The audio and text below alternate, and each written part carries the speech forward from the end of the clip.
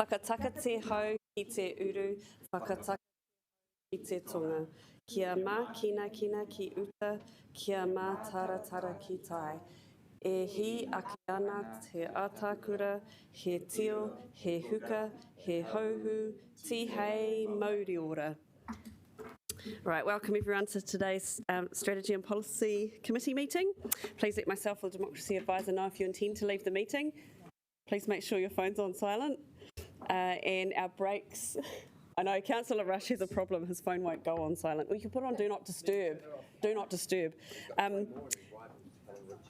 Our breaks will be at 10:25 for morning tea, 11:15 and then midday for lunch. So approximately those times, depending on how we manage our times and questions.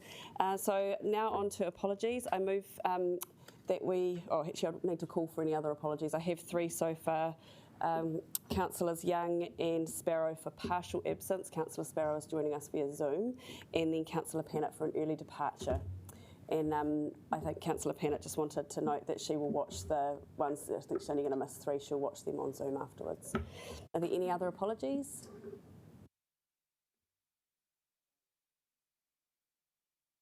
Okay.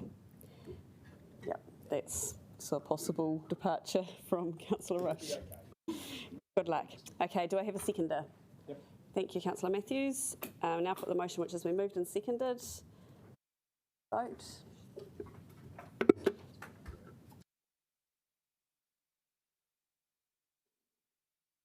With Councillor Sparrow, is he on? Mine's dead. Oh, so would you like to vote for that? So, actually, we've got Councillor Condi. Is she online as well? Yes. Hey, Councillor Condi, were you supporting the the apologies? Yes. Cool. And we haven't got Councillor Sparrow at this point, have we? No, and Councillor Young was a yes. So that is carried.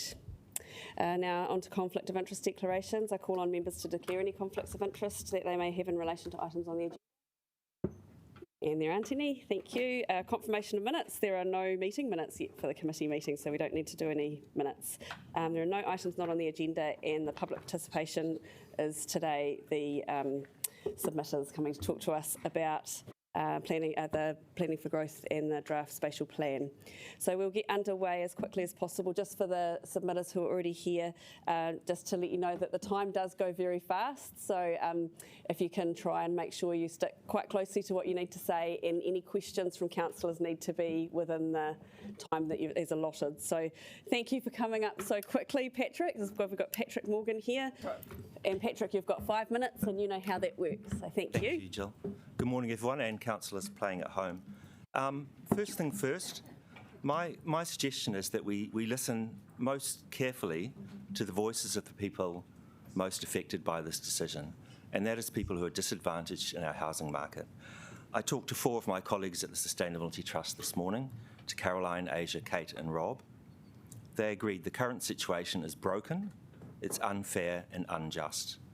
These are hard-working people in their 20s and 30s who are effectively shut out of the market and forced to live in substandard housing. So my recommendation is, let's carry those voices with us as we listen today. Got 3 other points. Firstly, I'm in support of the draft spatial plan with what we're trying to achieve here. It permits more housing. It enables it. It's a necessary step, but it's not sufficient in itself. There's a whole bunch of other stuff, as you know, we have to do. Details around recession planes and heritage values we can look at in the district plan.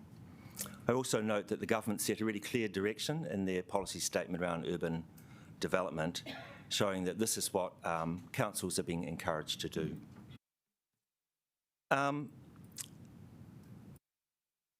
The link between compact, affordable, dense housing and transport is really clear. It also enables us to prioritise active and public transport, which is a good thing for our city. Forcing people to drive long distances by spread out suburbs is expensive, and it's really counterproductive for the kind of city we want. So let's give people more choices by supporting the spatial plan as proposed. Lastly, to summarise, we want a city built for people with thriving communities, and I'd say we also need green spaces, really important in our city too, And again, denser housing makes that possible. It frees up other land that can be used for those green spaces that we all need as well.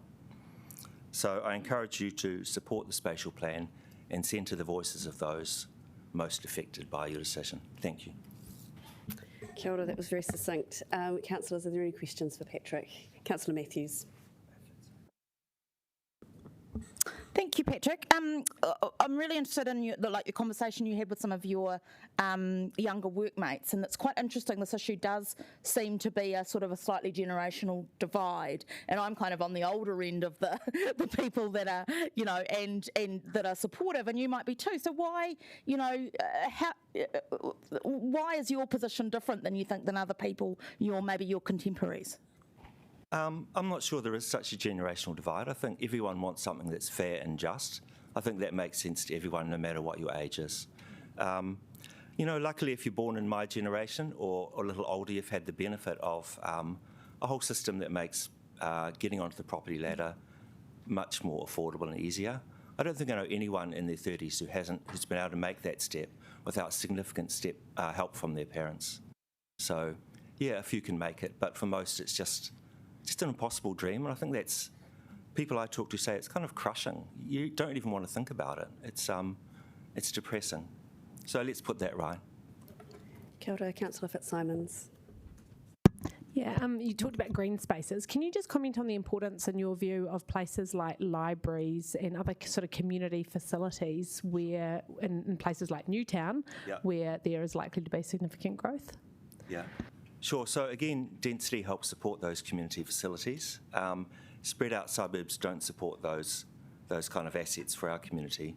So places like libraries and community halls is kind of the third place, a place where community can meet, not in their homes, not at work. So again, a more dense urban form helps support those facilities and makes it more affordable for the council to provide that as well. Councillor Rush. Thanks. Hi, Patrick. So you mentioned the idea to facilitate public transport. So Wellington has actually got probably the closest thing to a metropolitan light rail system in New Zealand.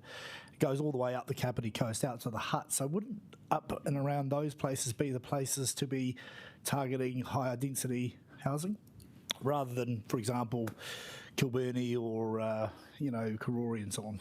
Right. Okay, I guess I'm speaking for the point of view of Wellington City Council, so let's, focus on what's in control of this council, which is no doubt is upzoning close to those good public transport hubs. I guess I'd say too that with frequent bus travel, you're getting close to that high quality public transport that the NPS talks about. So in Island Bay, I think a bus every, 10 or 12 minutes in peak. It's pretty frequent, and I think it makes sense to upzone those suburbs that are well served by public transport. In terms of Kapiti Coast, there's no doubt there's growth up there, but again, you'll see the most growth close to where good public transport is. It's more affordable for a council to upzone those areas than to go greenfields. Well, kia ora, thanks for your question. Kia ora, Patrick. Thank you so much for coming in to kōrero with us today. Thank you, Yvonne. Good luck today. Paul Blash from Centre for Sustainable Cities. Welcome, Paul. And you have 10 minutes, so question time will be within that. Thank you. Thank you. Kia ora koutou.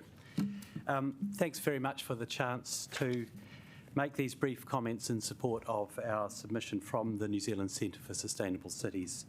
So I'm going to rattle through the key points of our detailed submission, and most of you will know Rafe Chapman on my left, who's going to amplify a couple of the most important points. So, like, the overriding message we'd like to leave with you is that in general, we agree with the direction proposed by the draft spatial plan. And we underline the importance of the measures proposed there to intensify the city, enabling people to live well while rapidly reducing levels of carbon emissions, especially from transport. So the carbon emissions is the key, and we feel that alignment with Council's Te Atakura First to Zero program is absolutely key to this plan. Urban form should support sustainable travel modes. For example, public transport, active travel, and zero carbon modes like electric car driving and sharing. So we also agree strongly with the theme of intensification done well. It's a good phrase, it's a good slogan. This builds on our existing reputation as a lively, walkable, compact city. As intensification takes place, it will be necessary to ensure retaining and protecting high-quality heritage and character buildings and housing, and also the need for adequate green and public space. We can do both, but we need to design and build better, not just more, and that applies to our infrastructure as well as our buildings. The spatial plan is a key part of transitioning the city towards greater intensity as a planned process of enabling replacement and upgrade of the building and housing stock along the main arterials and at key transport and activity nodes. So for green spaces, the council will need to take the main responsibility for upgrading and acquiring these spaces, especially where intensification is occurring. This can be financed largely through development contributions and levies on value uplift, as well as direct acquisition at times. But there are also key complementary roles for the government and private sectors, for example, providing for open spaces around taller apartment blocks. Housing affordability, we've already heard, is a key goal as development proceeds, but largely not within council's powers, except by facilitating supply, as the spatial plan aims to do. So we support that. We envisage Wellington retaining its attractiveness as a place to live and work, and we believe we have to plan for the possibility of population growth at the middle to upper end of that range set out in the projections. But this growth will come over a 30-year period, spanning at least 2 district plan cycles. So not all the change needs to happen within the life of the current and even the new district plan, let alone in the next decade. We believe the plan should be relatively permissive, allowing varied, creative building and housing designs within the constraints of meeting these various goals. For example, we do not support a requirement for new buildings to be at least 6 stories in the central city. And our clear understanding is that that is not a statutory requirement of the National Policy Statement. Finally, there's a key role for guidelines of various sorts to ensure quality design within the district planning policy framework and compliance and enforcement of these guidelines. So now Rafe wants to just amplify on a couple of those key points. And we do have a list of questions, so thank you. Okay. I just wanted to underline the point about climate change. Some of you have already heard me talking about this a lot, including Councillor Rush. So we're at a turning point on climate change, you know, and we have very little time. I mean, this is an emergency which will make COVID look like, you know, children's playground. You know, there is a connection here between the way we structure our cities and climate change outcomes. Our carbon emissions depend on our transport system essentially at the moment, and will be for the next 30 years. So we have to do everything we can to cut back our emissions through better design of the city in ways which allow, as Paul and Patrick have already identified, much more active transport, much more public transport, and innovative solutions like car sharing and electric vehicle car sharing and so on. So even scootering. So, you know, we can't afford to miss this opportunity to get beyond that turning point, to start bringing our emissions significantly down in Wellington. And that applies to the region, of course, as well. But the other point I wanted to underline was just what Paul has been saying about it is possible to densify the city judiciously, well-placed, you know, development along arterials at transport junctions and so on, and, you know, build high there. I'm not talking 20 stories, I'm talking, you know, around about half a dozen stories or maybe up to 10 in some areas. We can do those things. We can densify well, and, you know, maintain the fabric of the city with the green space and public facilities that we need. And not destroy the character that we need to maintain so that we have a real sense of where we live. And, I live in the inner city in Ara Valley, Marama Crescent, in fact. And, there's lots of lovely old buildings there. And some of those are already being protected in character areas. But, I think there's lots of scope for intensification alongside those character areas and, in effect, squaring the circle. So, let's do that. Let's start with the areas along the arterials and at the junctions and at the central city end of things, really intensify there, meet that target, if you like, of 8,000 dwellings, in the Newtown sort of area, a bunch of other targets like that. I think we can do all that and provide the opportunity for that choice of transport modes and moving towards lower carbon. So let me leave it at that, and I'd like to hear your questions. Okay. Thank you, Councillor Pennant. Thank you. Look, can you just talk a little bit more about how you achieve the density and meet the climate change and earthquake resilience? Because we've got major issues in the central city and many other parts of the city as well. So how do you work through that? Also, the insurance industry is warning us to build well and build in the right place. Yeah.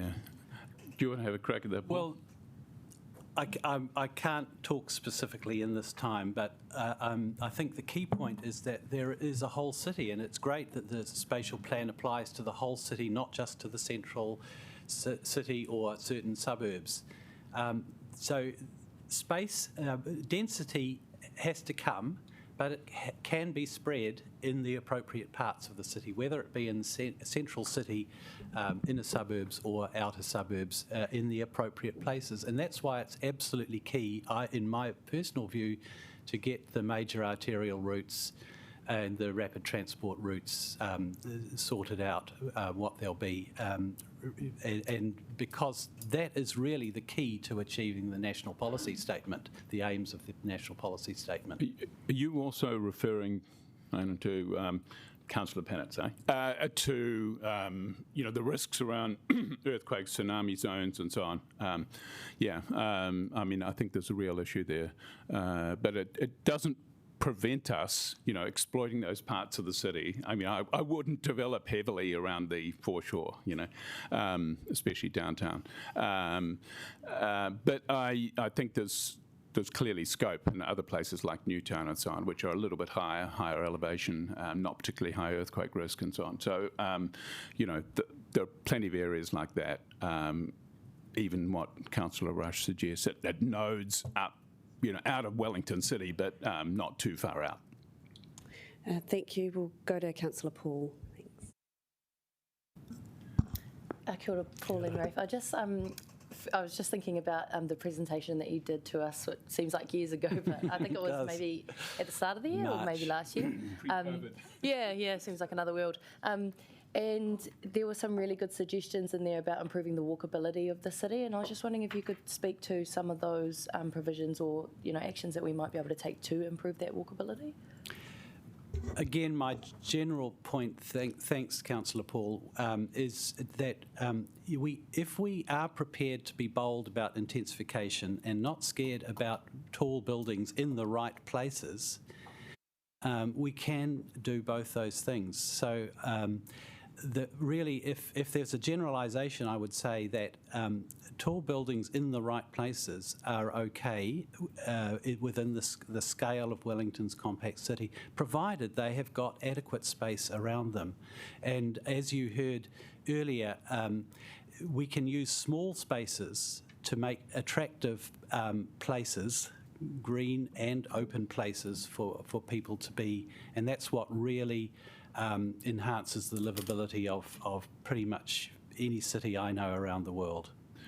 Just to augment that, I don't think we have to be locked into tower blocks with that patio development around them. We can be flexible about the architecture, but we've got to make sure there's enough green spaces and public spaces and room on our streets for active travel, so that people enjoy walking around the city and can do that easily on uncrowded pavements and like preferably keep the scooters going down the bike lanes, you know. I've just about been knocked over by the odd scooter. But anyway, that's another thing.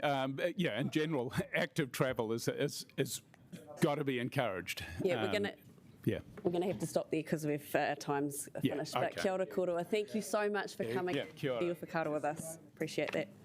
Cheers. All right, so nau mai Felicity Wong from Historic Places Wellington. Felicity's submission is on page 121. Sorry, councillors, I hadn't said that with the other ones. But welcome, Felicity. Thank you for coming in today. And you know how this works. 10 minutes goes really fast. Kia ora koutou, and my colleague Ben Schrader will make some remarks as well. I'd like to make some general observations. Firstly, about public policy. There are two great public policy objectives that I think there's no debate about. We all agree in Wellington with these two objectives. One is about the role of densification in reducing sprawl, improving emissions, reducing commuting, and generally having a greener city. There's no debate about that. There's no debate about the fact that we need to increase and enhance the supply of housing. There's no debate that there is appalling housing in this city, and we would advocate, for example, for the council establishing a unit that tenants can complain to. Let me just make an observation about the National Policy Statement. You know, it's a pretty bold and radical move to link two extremely difficult issues together. One is the provision of public transport and the other one is zoning. It was tried in California in January, but it was rejected after 5 years of discussion. Interestingly, because the tenants and African Americans actually opposed it because they could see that the upzoning along transport routes would actually impact worse on Black Americans and renters. I'll come back to that because I think there's some important ethnic issues. If you look at the Stats New Zealand mesh blocks of population statistics about the character sub-areas, you'll see that they're mostly white. And I can expand on the ethnicity of your proposal further. I think it's worth thinking about. Just in terms of what your role is, well, let me comment also that the ministers responsible for the National Policy Statement have sort of passed on now, if you like, and what can be made by policy can be unmade by policy. So the National Policy Statement became an election issue just a month or so ago, and I don't doubt that it will continue to be a matter of political concern. In terms of local government and your role, you need to press on with implementing the National Policy Statement, obviously, and you have no discretion about issues of national significance. So the National Policy Statement in Part 332.1 requires you to make exemptions for heritage and other issues of national significance. You don't have any discretion about that, but you do have discretion about how you do it, and I'll come back to that. In terms of heritage, we advocate continuing the heritage listed sites that we currently have, and we'll be proposing new ones. We also ask you to consider transition zones, protecting view shafts and setbacks and so on when you come to the issue of how densification butts up against heritage listed sites and your application of Part 332.1E. E relates to heritage sites. We'll come to character. But first, let me say that you also have a great deal of discretion about the shape of the city. I don't think you'll get a compact city if you take a 2-mile-long stretch from Thorndon all the way to the end of, Courtney Place, and then you expand the city even more into Thorndon, Mount Cook and Mount Vic.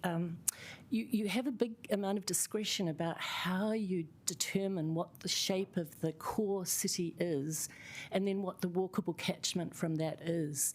And I'd remind you that in the current district plan, there was that great idea of having the high city and the low city in Te Aro.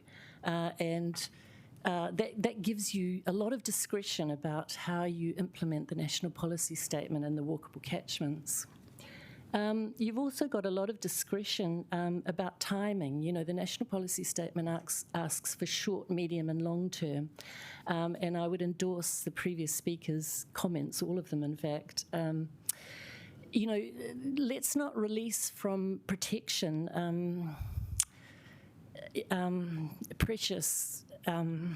precious parts of the city, you know, unless you have to. And only do it if you're going to achieve the objectives that you really want, which is affordable housing. You know, you're not going to do that in Mount Victoria. And you can look at, you know, on Trade Me yesterday, the listing for 82 Pyrie Street. You know, buy this old cottage, which is currently subject to the no demolition rule. You can buy it and bowl it and build your dream house. You know, that dream house is not going to be inhabited by young folks or, in fact, tenants of diverse ethnicities. The Botha-Miskell report, I think, was a very good and comprehensive evidence base.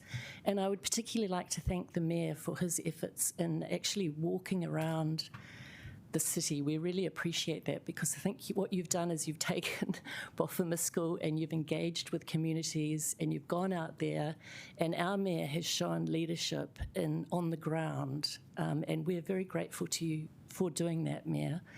And we welcome the new town planner, Ian Hodgetts, who comes from New Plymouth as well, and would encourage him to get out as well. So Botha-Miskell is a great evidence base, but it has not, and it won an award, you know, for being such a great piece of work. But it proposed much greater areas of character protection, and we very much support the demolition rule being retained in our heritage suburbs. You know, I think there's a big scope for co-production, co-design, and you've got the architects in Newtown, you've got their proposal for more than 2,000 new upzoning opportunities in Newtown, which the community supports. You know, let's get on with these things. Let's actually achieve some good densification that works well for everyone.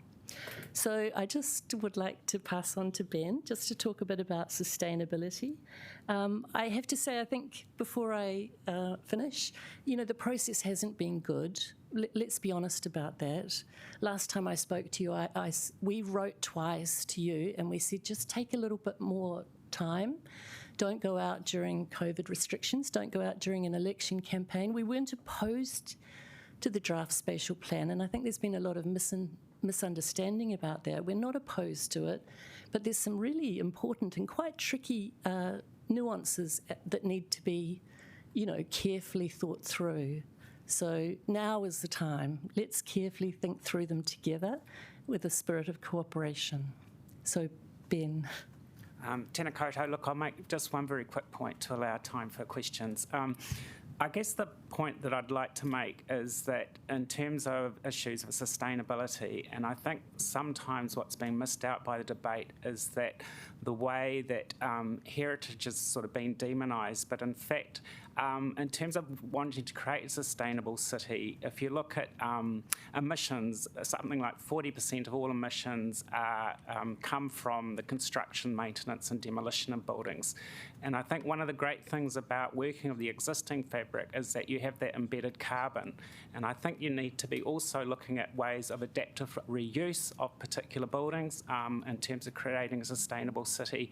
And the fear that we have is that if you take a clear fell approach and saying, you know, everything's open in particular areas, that might be created. And in fact, you won't be creating a sustainable city because you'll be demolishing all these buildings and taking them out to landfills and those sorts of things.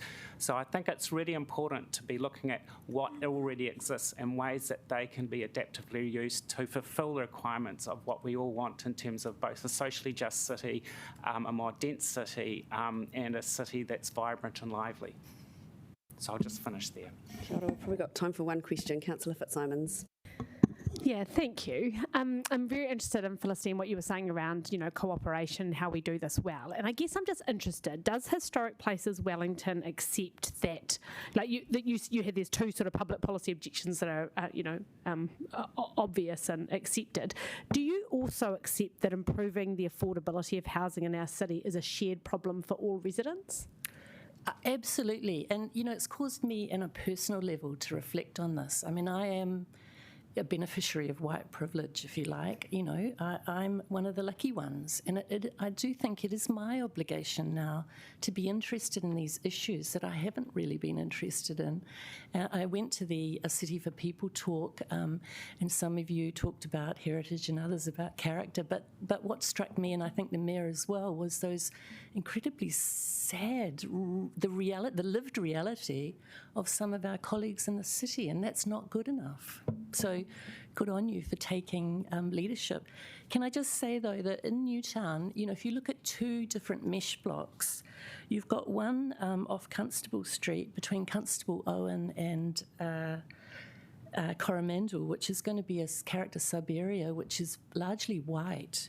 And the very next block, which is largely purple and upzoned, is half as white as that. So there are really important ethnicity issues about fairness and justice, that there will be unintended consequences if you do this without involving the community. You might not get a very good outcome. Thank you. O ngā mihi mai o Hākia Korua, thank you very much for coming in to share your experience and knowledge with us. We appreciate you taking the time. We'll know my Charlie Crichton, so welcome Charlie. Charlie's submission is on page 52, and so Charlie, you've got 5 minutes and we'll zoom by. And hopefully we have some time for questions. Thank you. Great, thanks very much.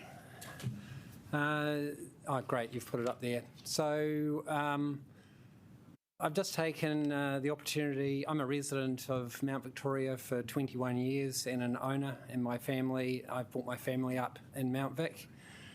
We're currently living on Stafford Street, and I suppose I wanted to use this as an opportunity to illustrate perhaps, like the localised impact of some of this kind of like zoning changes might have on small parts of our community. We have a very strong community in our particular street and the surrounding streets. We don't want to lose that. We also don't want to lose the feeling of the Mount Vic that we moved into 21 years ago, that has been really an awesome part of living in Wellington. How do I push this? Do I? One, so just okay, great, thanks. So you may not be aware, but Stafford Street and Earls Terrace are actually part of our iconic outlook over Mount Vic. And, at the moment, it's really low density. And there's a few reasons for that are mostly topological and also related to the design, of the original streets that make them very unsuitable for high density housing. If we did allow high-density housing, I think the tallest building, which you can actually see at the top left of that circle, is a 2-storey building. But if we allowed 3 to 4-storey buildings, it would have a significant detrimental effect on our outlook over Mount Victoria and the town belt.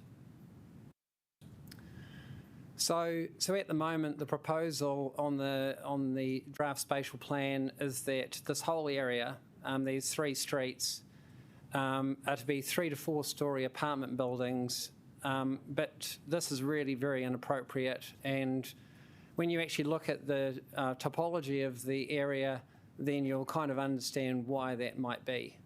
So we've got very poor access via single-lane roads. They're very steep, but we also, are visible because we're up on that ridge line. So basically, the whole of Mount Victoria and the whole of the city look out and see this as part of that iconic outlook. So here's an example of our access, which is Port Street, which some of you may be aware of. It's very steep. 22%, I think it's one of the steepest streets in Wellington. It's very narrow. It's our only access onto Stafford Street. What we've found, during construction projects on our street where we've had just individual houses being built or renovated, that it's caused disruption for months, and in one case for 2 years, from 2018 to 2020 pretty much, at the end of our street. It caused massive disruption. If we allowed the building of large apartment blocks, it would be very detrimental to all the existing residents who are mostly owner-occupiers. So here's Stafford Street. It's very narrow. You can kind of see, why we, if you do any construction here or you add to the density, we're going to have significant issues. We've also got very small sections. I think, one of the largest sections is 400 square metres. Most of the sections are much smaller than that. So really the suitability for a 3 to 4 storey apartment block is very limited. This is the other end of Stafford Street. Again, very narrow and steep and unsuitable for high density housing.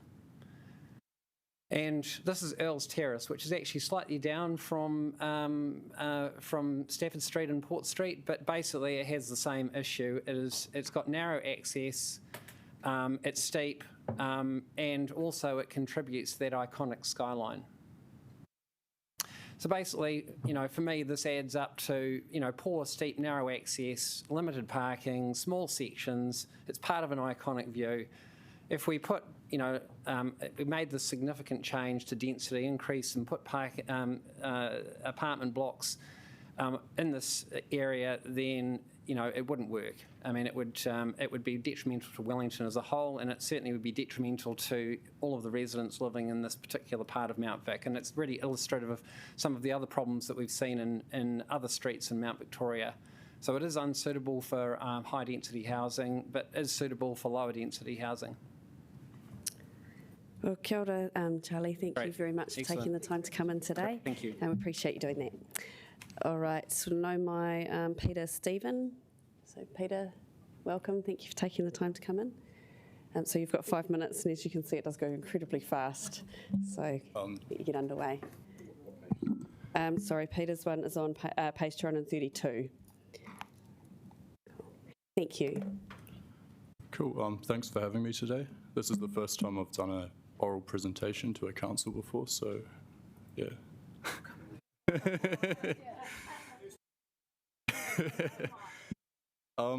I really like the direction of the draft spatial plan. I think it's heading in an excellent direction.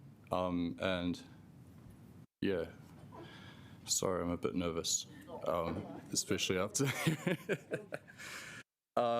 Pretty much, I'll tell you a little bit about myself. I grew up in Timaru. I moved here 5 years ago to study. And I really love the city. It's my favorite place in the world, honestly. I love the diversity of people you find here. I love the fact that I would say the majority of people I know are not Wellingtonians, but people who have been attracted to the city for various reasons, for the culture, for the food, just the vibe of the city. It's a really great place, and I think what really makes it that way is the density. If you compare it to Christchurch, for example, it's a completely different culture. Christchurch is extremely spread out. You have to drive to see anyone. There's a general feeling of disconnectedness, and I think density is already one of Wellington's strong points, and I think it makes sense to build on that as much as we can. And yeah, at the moment, Wellington is facing a very big problem in the way of housing affordability. I personally have a lot of friends who have been forced to move out to the Hutt Valley or to Porirua, and they're not owners, they're renters. And for me, that's quite sad because it means my social circle's disconnected. And for a lot of people who are based in Wellington, their families are getting split up as well. And it's just harder to see people, which in turn affects people's mental health when you can't see your friends as much. And yeah, I think some people say that people don't have the right to, not everyone can live in the city, you know. But I disagree, and I think we should let as many people live in the city as possible, especially when we have things like climate change on our hands. We can't keep building greenfield developments and expecting people to drive polluting vehicles into the city. It's just nuts. So we need to use the land that we've got to be, we need to make our land more productive. We need to make more productive use of it. And sorry, I'm rambling a little bit. You're doing well. When you're ready, we do have one question. Okay. Yeah, and I really like the direction of the draft spatial plan and the government's MPSUD for that matter. But I do question whether or not it goes far enough, and that's regarding the walkable catchments. So the MPSUD states that the district plan must enable building heights of at least 6 stories within the edge of the city centre. And when I took a look at it, I noticed that areas such as Abel Smith Street and west of Caro Drive is zoned for 3 stories, when in my opinion, that's a very easy walk. It's like 5 minutes to Willis Street. And then the entirety of Kelburn as well, especially around the cable car, which I would consider rapid transit, is completely forgotten about, which made me raise my eyebrows a bit, because up at the top of the cable car, I could imagine that being an excellent space for some high-density housing. So I was just, yeah, I think I just didn't understand that, to be honest. And also, it makes me wonder if that would make the council be liable to legal costs from developers if they believe that the council hasn't properly, they haven't created the spatial plan in accordance to the MPSUD. So yeah, I want the council to just consider that and avoid legal costs from developers. Kia ora. Yeah, and that's pretty much my statement. So we do have one partai for you from Councillor O'Neill. Question. Kia ora, thank you very much for coming to speak to us today. My question was around the trend that you may or may not have seen in Wellington about where people can afford to rent or live, whether that's like closer to uni or closer to work. Have you seen with people having to compromise on a few different other needs in their life, or what have you seen in terms of the trend for housing? Well, as I've grown up, my social circle has, like, my friends have grown up as well. But for example, when I moved to Wellington in 2015, I was paying $130 a week for an apartment in the Tiawhina apartments by the Basin Reserve. And I've seen those same rooms on Trade Me for like $200 these days, and the student allowance hasn't changed. So there's absolutely no question that people are getting forced out of the city. And it's not just students, it's also low-wage workers. They just can't afford the rents and are getting pushed out. And in turn, they're spending more on transport costs, which I don't think, a lot of people, they get in their car and they don't really think about how much it's costing them, but yeah, it is costing them. Tēnā koe, Peter. Thank you for taking the time to come and kōrero this today. You did an excellent job. Very good. Thank you. I will. Thank you very much. Did you have a question? Okay. Yeah. Thank you. All right, no mai Stephanie Cairns. So welcome, Stephanie. You've seen how this works, 5 minutes. Yeah. Page 262. So. Kia ora koutou. Yeah, I likewise am a first-time submitter here, and I'm a little bit nervous as well. I did write down some things I'm going to say, but I think I'm just going to abandon that and talk about kind of just a personal story. Likewise, so I grew up on the Kapiti coast in Paikakariki at what was like then considered like the outer limits of the commuter zone, right? And it's kind of interesting that now it's like Otaki. That's, yeah, you can live there and work in town. That's kind of ridiculous. Anyway, so I grew up in Kapiti, and then I kind of came to high school in Wellington, and as soon as I came into Wellington City, I was like, cool, this is my place. Like, I fit in here, and I just found it so exciting to be, you're just in this kind of like densely packed city. Again, just echoing what Peter said, like, it's the density of people that really made it what it is. And I've lived here ever since I was a teenager. I've never considered living anywhere else, despite all the problems the city undeniably has. So I moved out when I was 18, moved out of home, and I think up until then I would have had a perception of like, old houses are great, they're really pretty, I like old houses because that's what my parents think. And I quickly discovered that actually living in old houses is not a good time. So I spent about, so I'm 31 now, I spent 13 years flatting. I've lived in 10 different houses over that time, so I think I kept on moving so often because I always thought that, oh, this current flat's a bit shit, but maybe the next one's going to be better, and it pretty much never was. So I've lived in at least 3 sort of turn-of-the-century houses that should not be on the rental market. They're like just straight up health hazards. I lived in a place in Hataitai that had like a literal swamp out the front next to my bedroom. I got so sick that year, like weeks off work because you get a cold and it just stays around. I lived in a place in Newtown where actually our landlord lived right next door. It was a rat-infested, crumbling kind of old villa. What was the other place? Webb Street.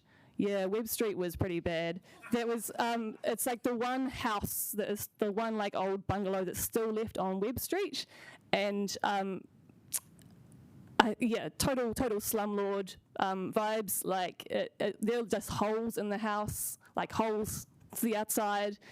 So I think, I could talk more about all the crappy flats I've lived in and how much I've paid for them over the years. But the kind of upshot of this is that I have, over those 10 years developed adult asthma.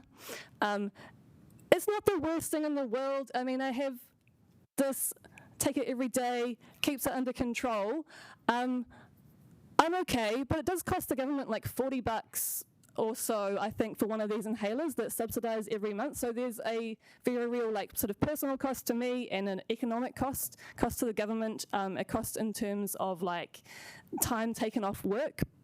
And I'm now happily a homeowner, but I'm only in this position because I'm a child of privilege, and my mum gave me and my sister $300,000 made off of her own house sale in Wellington, and we also have like 5 flatmates living with us.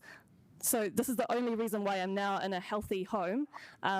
It's really great. It's changed my life. I'm kind of amazed at the improvement in the quality of life. Now I'm living somewhere that's actually warm and dry. I'm obviously very much in support of the spatial plan because heritage housing is pretty, but I think we have to prioritise people's health and affordability of housing over that. And I think the last kind of point I want to make about heritage housing is that it is a colonial heritage we're trying to preserve. And I think this isn't just a sort of an abstract point, it actually is embodied in the architecture of these old houses, and that you'll have like the sunny northwest side of the house has like the bathroom and the laundry on it. They're tall and drafty because I presume they're originally built to be heated by coal, and it's an architecture that strikes me as not sensitive to its environment. And, when you consider that, like, we can build things that in the future will become heritage, that, history is ongoing, the creation of heritage is ongoing, and what are we going to build to leave to future generations that will continue to have value? That's a long rant. 5 seconds. Kia ora, Stephanie, that was really helpful. Thank you for taking the time to come and share with us and for taking the step to come and do so. Thank you. We appreciate everybody taking the time. Sorry. All right. No, Madison McPhee. Kia ora, Madison. So Madison's page number for her submission is page 155. So kia ora anō, good to see you again. Okay, so we've got 5 minutes, and as you can see, it's going incredibly fast. So thank you. Kia ora koutou. I also, having watched everybody else, is just like, oh no, I don't know what to say now. They've said it all. But I would just say, in general, I support the plan. And as others have said, I think it could probably go further. I find it absolutely insane that I walk up the terrace to uni often and there's still 2-storey houses on like the busiest street in Wellington, and I just think that's absolute nonsense that we would still have that there. And I agree that I think the walkable areas have been very conservative, and that there is actually a lot more space in our inner city that is, I would consider very walkable. And I sort of wrote my notes I based it off the video on the woman that went over the plan, and so it's like quite boring. But yeah, so I just unlike everybody else with their like nice personal stories, but basically. Tautoko the minimum height requirement in the CBD and the inclusion of Thorndon and Adelaide Road into the central city zoning. And yeah, like I say, definitely think there's more scope for including a wider area than currently is included. Also adding more green spaces, both as just because like everybody enjoys a green space, and to deal with stormwater and things like that, because that's obviously going to become an increasing issue as we move forward. So I definitely think that's a very nice way to also address a really bad problem. So I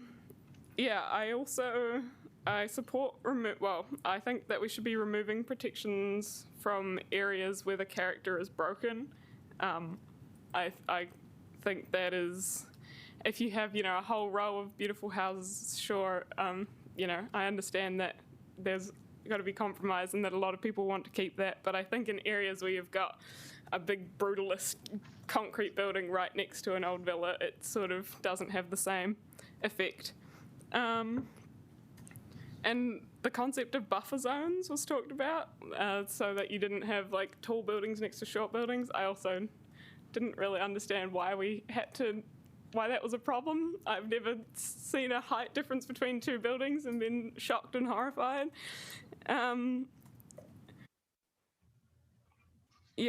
the main thing I also want to say is I actually don't even mind if you build it in my backyard. Like, I'm actually really supportive of what's looking in my suburb, and surrounding areas, which I'm from now. And so I think it makes so much sense. We already have the heavy rail going all the way through Nyakandala, Crofton. In Crofton, you've got quite good services there. You've got a big supermarket, hardware store, hairdresser, pharmacy. I think it's quite, very low density in those areas, but it's very accessible to the central city and a lovely place to live. So I can't wait for more people to come and join me out here. And because I don't understand the NIMBY attitude, because I'm like, and then they'll use the bus, and then there'll be more buses for me to catch. That's great. And then they'll be spending more money, so more people will open cool shops that I can go to, and I don't know. I just think it's great. And so please build more houses in my backyard. I would appreciate that. My only concern is how broken our infrastructure already is already, and that's why I think it's really great that we're building it around existing transport infrastructure, but I'm a little bit worried about the water systems, so just making sure that those are also really up to scratch. And active transport. I love the beautiful cycleway along Hutt Road there, but then you kind of get to Thorndon Quay and it's one of the worst areas for cycling in the city. So again, that's why I'm like, if you build more houses in my backyard, then more people will want to cycle over there, and then you'll just have to put one in there. So that would be really great. I also support not intensifying in areas at high risk of sea level rise, because I think that would be silly. So I do support even though those areas are central or close to transport hubs, I think that it's a good idea to keep them fairly low density.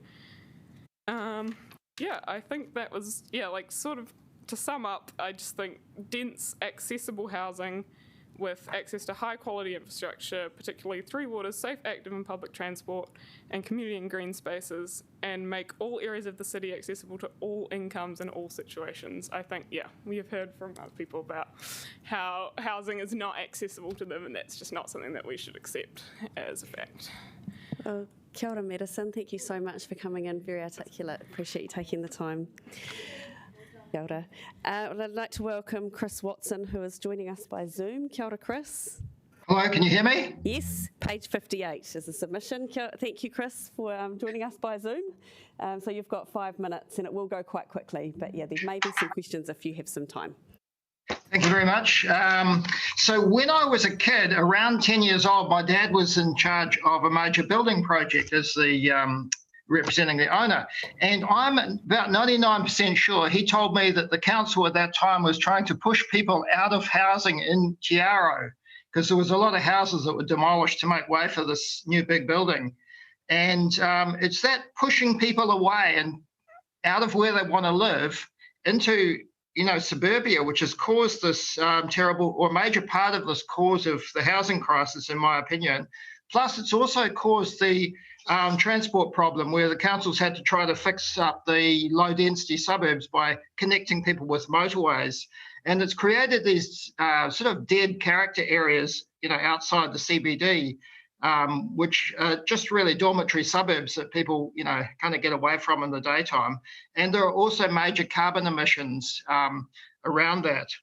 So I've also, in my work as an architect, I've personally witnessed city council planners kill off a landowner's initiative to take a dozen people out of squalid accommodation and replace that with around 30 spacious, light and warm houses. And that was just heartbreaking, because those people that could have been accommodated there are now living in garages, sheds or remote suburbia.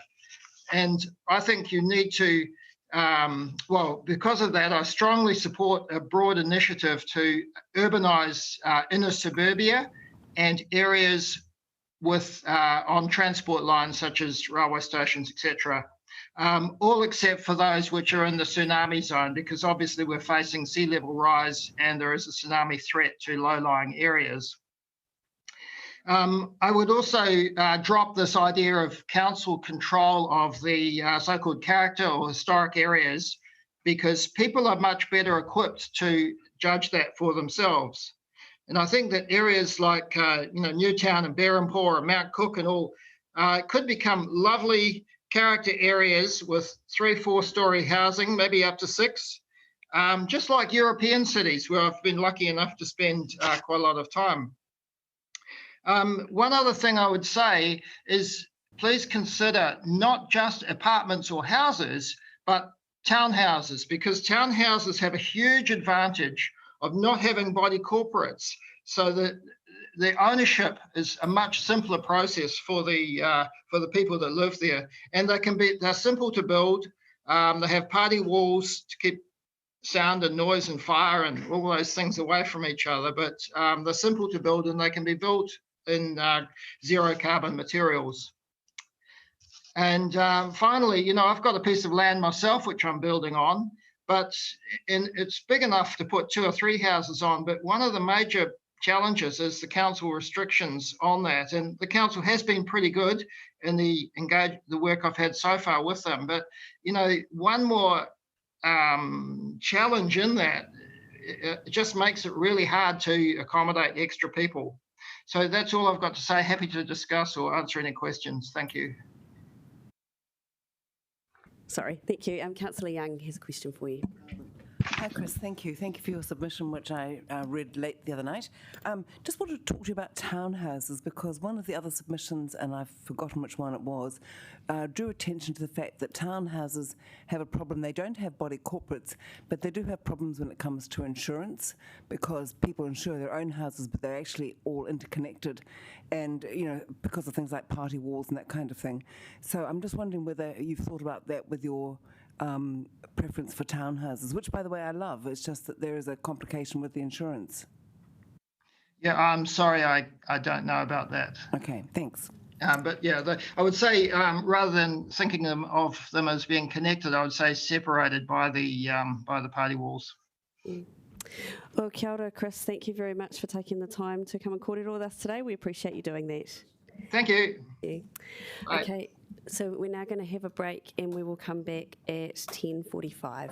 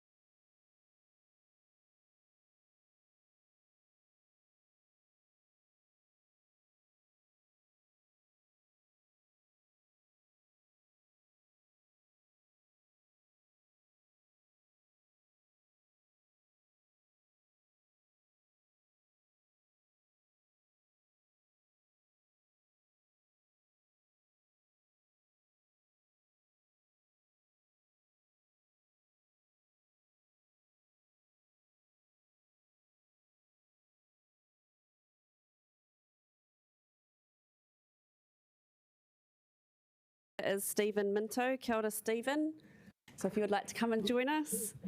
And so, Stephen, you've got 5 minutes, and Stephen's submission is on page 265. So welcome, Stephen. Thank you. Thank you. Look, I live in a 5-storey apartment in Mount Victoria. There are 15 full-time residents in that complex. It replaced 2 large colonial villas quite some time ago, which probably could have housed that number of people. So 15 is a drop in the ocean of the accommodation needs supposedly for Wellington. And the idea that you would destroy Wellington's heritage forever to build that type of development which would not solve Wellington's accommodation problems. It's crazy. So heritage obviously has a huge tourism economic value for Wellington, as well as the quality of life for Wellingtonians gives that. It's our previous people's lives are in there. It's be like pulling down our Rome. And Rome was a colonial city, but we still wouldn't pull it down. This spatial plan, I believe, it's too much of a childish wish for housing. There's too much emphasis on childish wish for housing, too much emphasis on the private enterprise's ability to protect and look after a collective asset of heritage, which has collective value. The heritage areas should not have to carry the full burden of housing the people in Wellington. The obvious solution is to make the ugly eyesore of the semi-industrial areas of Wellington the new areas for medium to high density housing, Te Ara in particular. We need to allow semi-industrial to grow in a housing sense.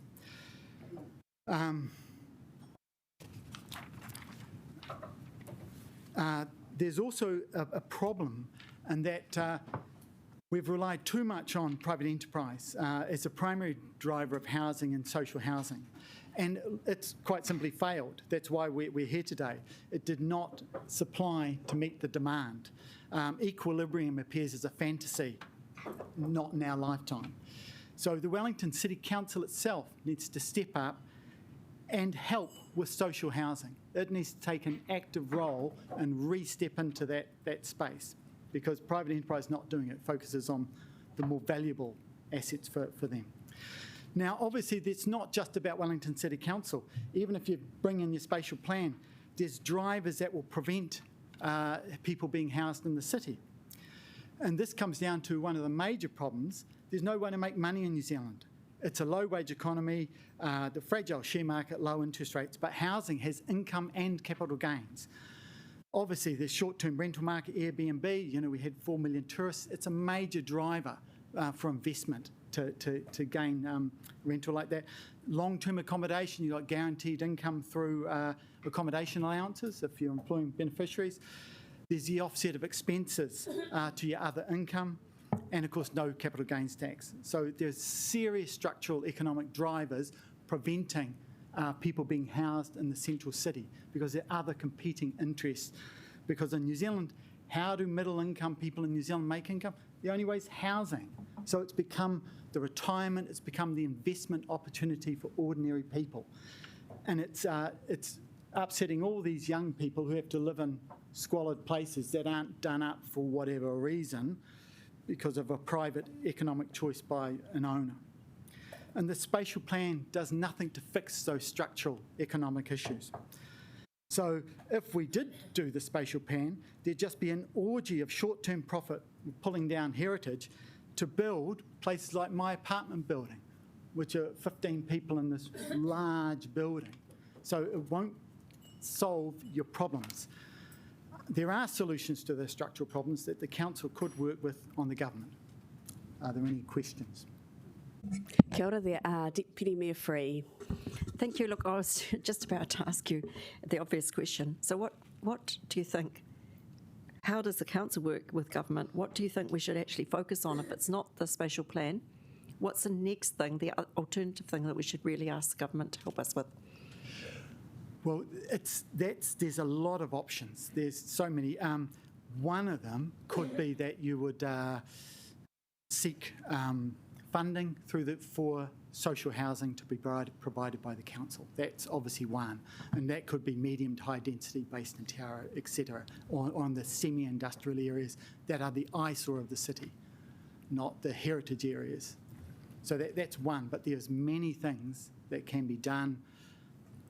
I won't go into the Okay, I'll let someone else ask the next question. Thank you. Oh, thank you. We've run out of time now, but thank you so much, Stephen, for coming in. Appreciate you doing that. I'd like to welcome Phil Kelleher, whose submission is on page 237. Welcome, Phil.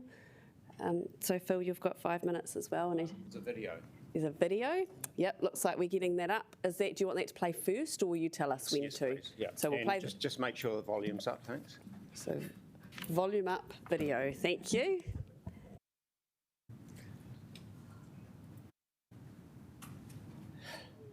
Start again. We'll just. Petition. Yeah, and why have you signed it? You're a tenant. Yes. Yeah. And you like living here? Yes, it's lovely. Yeah. And you've just signed the petition? Yes. Yeah. You have to go back.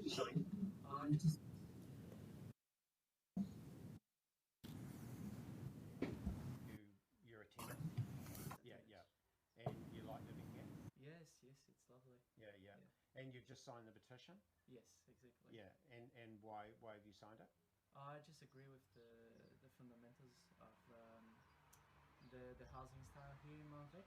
Just want to keep it that way, and I think there are better places for the kind of development to be built. Okay. Not allowing demolition of pre-1930s house, and this is obviously a pretty old house, and you guys are flatting here. So what are your thoughts about? Pretty against it because we got a apartment block in front of us currently, and it's during winter we get no sun on our deck, and it's pretty ugly and it just gets cold. Whole flat's pretty cold during the afternoon, whereas during the summer we're getting lots of sun, nice area, nice place to live, and it's pretty dramatic, the difference. Yeah, right. So, I mean, that's like about, is that 4 stories or 3? I think it's 4, yeah. Yeah. Okay, and what do you like about living here? I think I like the friendly neighbourhood. It's got the good views, it's close to town, it's affordable at the moment for us. So we're really lucky. And we were just talking about the spatial plans and the council's sort of plans of allowing some of the older houses to be demolished and up to 4-storey apartments to be built. I mean, what are your thoughts? And part of this street would be affected by that as well. Yeah, I don't think that's a good idea at all. I would say that's not a good idea because, one, it's storing, knocking down historical buildings, which is never a good thing, and two, people who can afford to live in those once they are built won't be us, and it just is going to end up pushing, young people that don't have a lot of money that actually need to live in town because they don't have cars, they don't have, access to transport, can't afford to live here. So the more upbuilding you kind of do in the city, the more expensive it becomes and the harder it is for people trying to make their way, cut a row for themselves to cut it. It's really hard and it's taxing. Right, they just have to move further afield and that, and they won't be able to, as you say, have such good access to the amenities and things like that. And it keeps communities from meshing. Like you've got, the poor people live out that way and the rich people live out this way. And like for us, it's really cool. We just meet our neighbours. They're really wealthy. You start networks with people. We're not. We're just young. Right. I wish to pass on feedback from residents spoken to as part of taking the Mount Victoria Historical Society's petition door to door. The sample size is significant. I personally knocked on over 500 houses. In this regard, they represent the most comprehensive range of views of people that are directly affected by this proposed spatial plan in Mount Vic. Approximately 50% of those signed the petition were tenants, which mirrors the approximate tenant homeowner mix in Mount Vic. Tenants love Mount Vic for largely the same reasons homeowners do, close to the city, sunny, quiet in its character. And they will be affected the same way as owners by loss of amenities if 4 or 6-storey apartments are built. Rent is reasonably affordable because many properties have not had a lot of improvements over the years. Although it should be noted that all rentals will need to meet the healthy home standard by the 1st of July next year. Often tenants relocate to Mount Vic from apartments in the city as they find them noisy and prefer to live in a quiet inner city neighbourhood. Effectively bringing the city to Mount Vic will change all of this.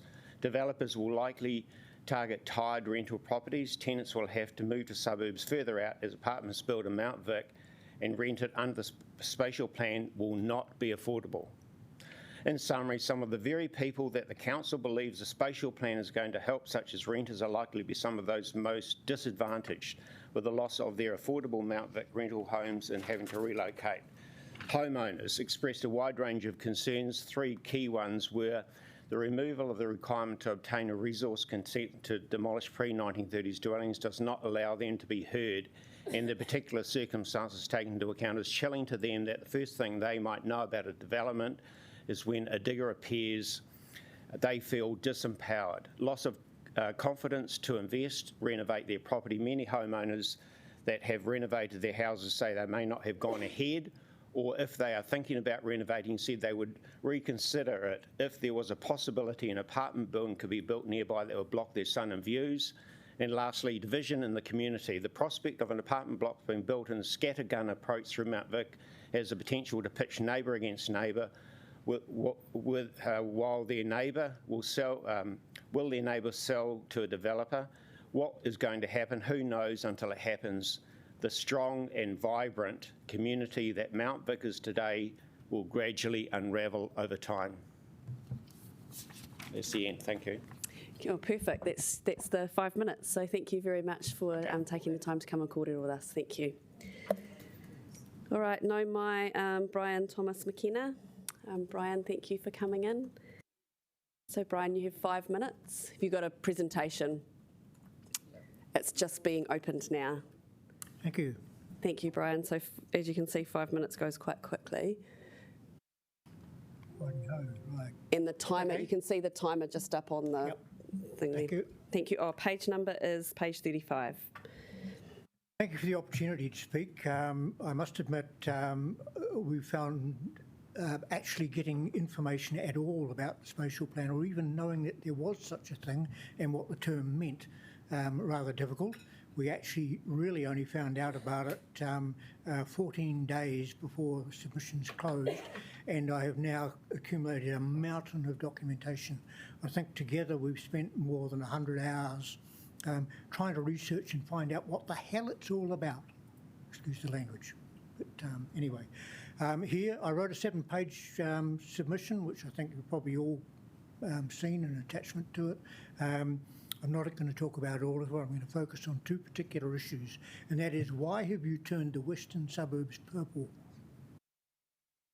Why have you turned the western suburbs purple? Purple is the code particularly for, sorry, yes, I do have a problem with my voice. I keep losing it. But purple is the code for type 4B density. And, you know, it's just gone flooded. Nowhere else in Wellington is like that. So let's try and understand what it is, because we keep being told by council members that actually there was no option for the council.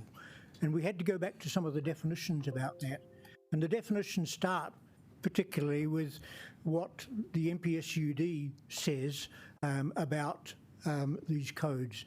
And looking at that, a bit hard to read at this depth myself, quite frankly, but the terms that are used, metropolitan centres and rapid transit stops, are the key ones in all of that that that have been used as the reason for establishing density type 4 originally, that then got split into type 4A and 4B. Now, funnily enough, the council doesn't use the term metropolitan centres, seemingly. Throughout most of the plan, it refers to them as commercial centres. Absolutely no definition anywhere that I've been able to find of what a commercial centre is, but at least I have found definitions for what the Ministry for the Environment said about metropolitan centre. But basically what we're saying is that really there is no choice. This has been, or what the council seems to be saying is, there is no choice. We've been told this is what we have to do. And of course, we're being good boys and we'll go and do it. Sorry, girls. So, you know, that's probably the most important thing about it. So, talk about Type 4B first of all, because it's the one that's most affected the western suburbs and responsible for all the purpleness. It's about building heights of at least 6 stories within at least a walkable distance of the captioned of these things below. But one of them is rapid transit stops. Okay, rapid transit stops seems to have been picked up and talked about quite wrongly, so I want to look into that. I have to say, what is a rapid transit service? Well, the NPS says basically a rapid transit service is a means of providing existing or planning frequent, quick, reliable and high capacity public transport. Great. Unfortunately, however, it appears that it is said if it's a railway line, then it must be rapid transit. And that is what has been told to us by a number of council members. Council staff. The current Johnsonville line service does not meet those highlighted criteria up there. It is not frequent. It is very limited by the single track that it operates on. Yeah, it's slightly quicker than the bus service, but only slightly. You know, the bus service schedule allows you about 2 minutes to get from Kandala into town. I'll talk about Kandala because I'm a resident in Kandala, but you know, this affects the whole of, the western suburbs. It's not high capacity either. In fact, at the moment, the capacity is somewhat underutilised. Even in rush hours, people don't use the train, they use the bus. And there's a major reason for using the bus, and that is that it actually goes where they want to go. The train stops on the edges of the city. You have to get off the train, go through a tunnel, wait for another bus that may or may not come, pay a fresh fare because there's no transferability of anything like that, and you get on the bus again. So you've come to the end of your 5 minutes now. Sorry. So if you just want to round up. Okay. Finish off. Thank you. Well, look, so that's the major point there. You know, Johnsonville line just doesn't handle it. There's a statement here on the showing at the moment there that the Acting Chief Planning Officer Moana Mackie had communications with my wife pointed out to us that there's a statement that says that made it mandatory. Says examples of existing rapid transit stops include all train stations on commuter rail services in Wellington. We will need to round this up. Sorry? We will need to round this up just so that we can keep moving on. It ain't true. You know, they never said all, is my point there. Well, kia ora, Brian. Thank you for taking the time to come in to talk to us today. Appreciate you doing so. Or more. All right, kia ora, no mai James Graham, whose submission is on page 133. Welcome. Oh, he's not here. Okay, so James is not here. So we'll move on to Wilton's Residents Society, Diana Ranger. Welcome, Diana.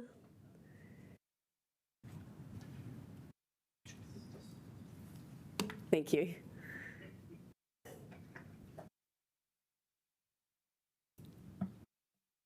So Diana's submission is on page 66. And Diana, you have 10 minutes. And if there are some questions, it needs to fit within that 10 minutes. Right. Thank you. As you see by my submission, I have no great objection to the proposals. If we're going to have to fit another 30,000 people into Wellington, they've got to live somewhere. I really, I'll be polite, the talk about Mount Victoria. Mount Victoria has already got blocks of flats and groups and things that fit in quite well and fit in quite nicely. Really, the heritage, in my opinion, I think we have to be a wee bit careful because New Zealand houses are made of wood. They're not going to last forever. And how one would decide the quality of it, I don't know, which brings me to my main concern, I don't know how many people, did anyone here read Zen in the maintenance of the motorcycle? I ran a art gallery for a number of years, and I nearly went mad trying to work out what was beauty between a sort of a soft porn painting that came in for us to frame and compared with Michelangelo or Rembrandt. And it was very difficult to decide what was good art and why this one, the girl's head was, to be blunt, was a little bit sort of tarty. And in the end, I decided that it was to do with part of the technique of drawing and painting and the depths and how the technique of the painting went and the character and such like portrayed on the face.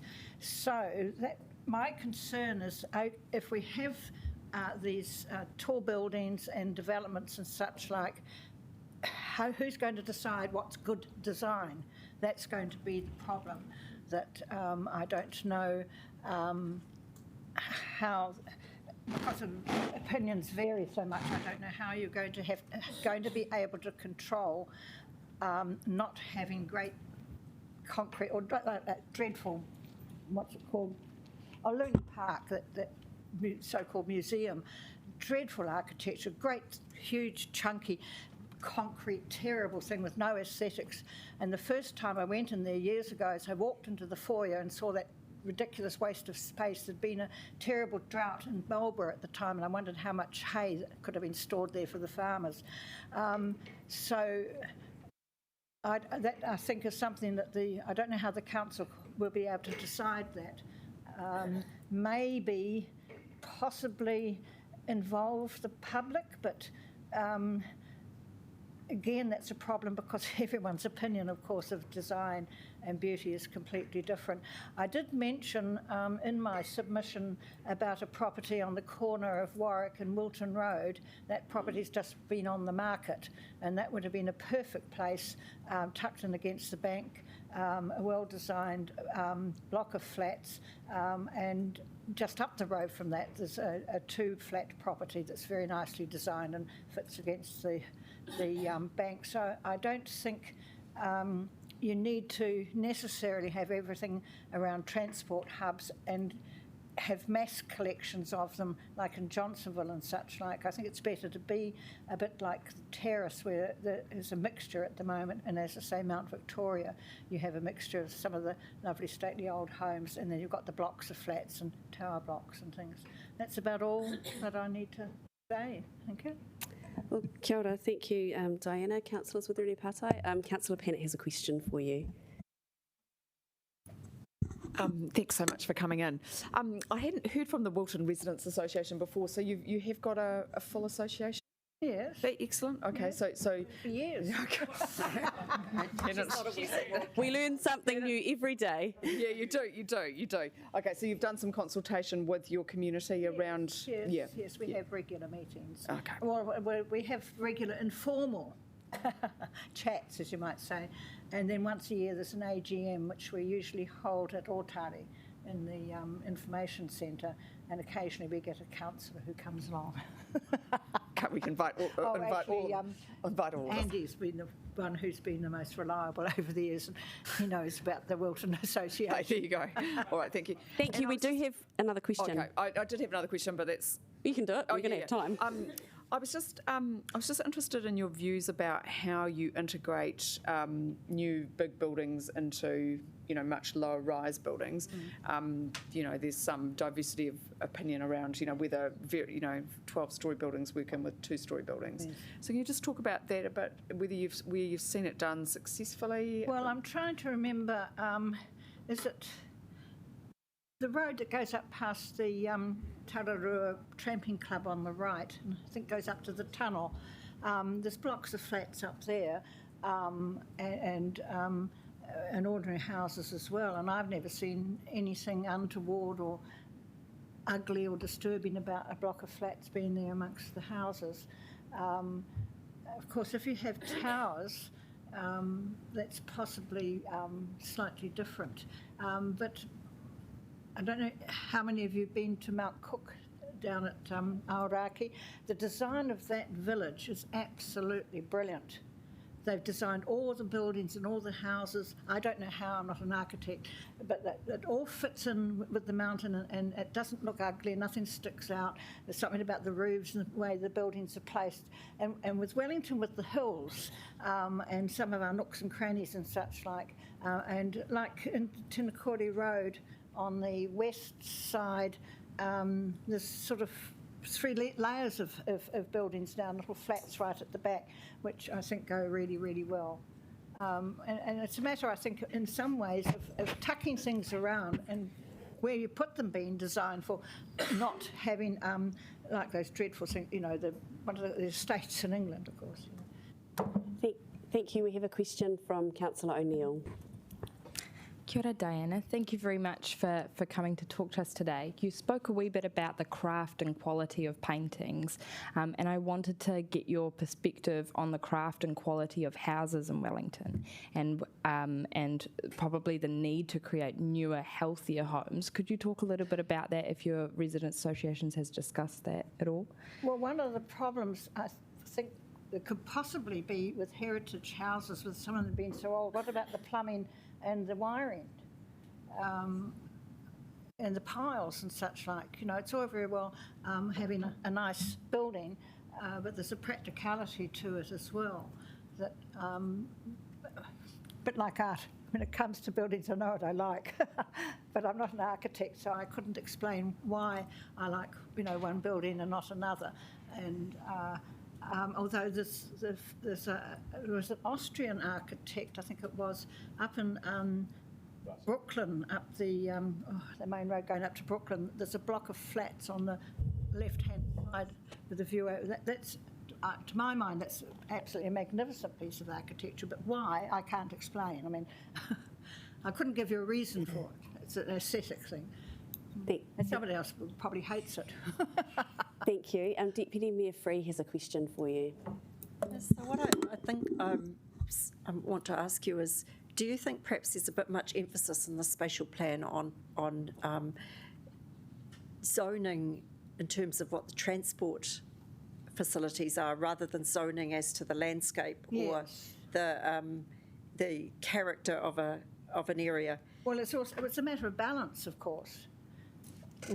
Having transport near hubs, of course, is a marvellous idea, but not too many, I don't think. You know what I mean? It's a balance. So are you saying something along the lines of this needs to be a bit more thought given to the actual appearance of what we might be creating and how it fits into the landscape? That's right. And rather than having a cluster, like the only one I remember is the Johnsonville one. I thought that was rather sort of, too many of those high-rise buildings just in the one place, that even within Johnsonville there might be places that you can sort of tuck them, or like the, what was it, Countdown, that side, that bit of a bank there, that could be that type of thing. You could put buildings against that, and you wouldn't be blocking anyone's view or cutting the sun out, and you could make it, as with Mount Cook, aesthetic, that it actually enhances it or looks good. But how, I don't know, sorry. Thank you. Councillor Pennant. Thanks. Sorry, just really quickly. Wilton's one of the areas that's not tagged for significant change. Does your community, would they like more change, more housing? Well, as I say, the one in Wilton is a very suitable one on the corner of Warwick and Wilton Road. But one of the previous meetings, someone was very angry that they didn't have it allowed along Mairangi Road. But how would you put a tower either down below the road or up high? Wilton it would be a bit difficult, I think, to find places, but there could be possibly up Surrey Street, for example, except there's existing houses there. I don't think, apart from Wilton House, let's pull Wilton House down. I'm not sure that there's any sort of real heritage houses through Wilton.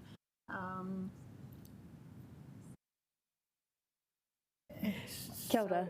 But I don't know. But to dismiss it completely and say that a block of flats couldn't be put, in Wilton, I think, is wrong.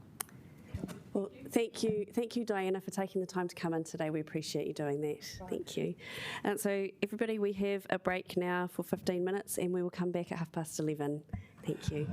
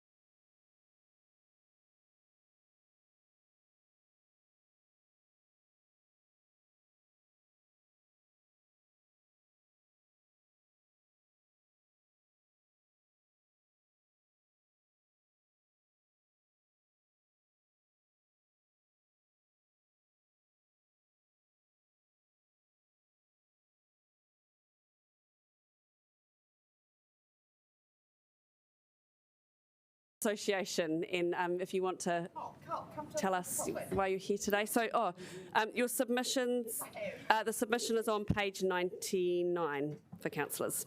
Thank you. Good morning, kia ora everyone. So there's a few of us from the committee up here, and we're just going to talk to a few slides. A few people might chime in with various things. Hopefully some of you had a chance to read the submission, which was put together collaboratively. So most of you probably know where Brooklyn is. One of the big bones of contention we had with the consultation process was that there wasn't a Brooklyn-specific meeting, and we did make attempts to instigate something, but unfortunately that didn't happen. A number of people did manage to jump into. Ian went down to the Ardo Valley one, and I joined the Newtown Residents Association one over Zoom. But yeah, it was disappointing that it was just assumed that we were part of somewhere else and didn't need any specific discussion. Not sure if I can pan up the slides. We sort of scroll up a little bit, or yeah. So obviously, there were engagements all over the city, and some of them several times, but nothing in Brooklyn.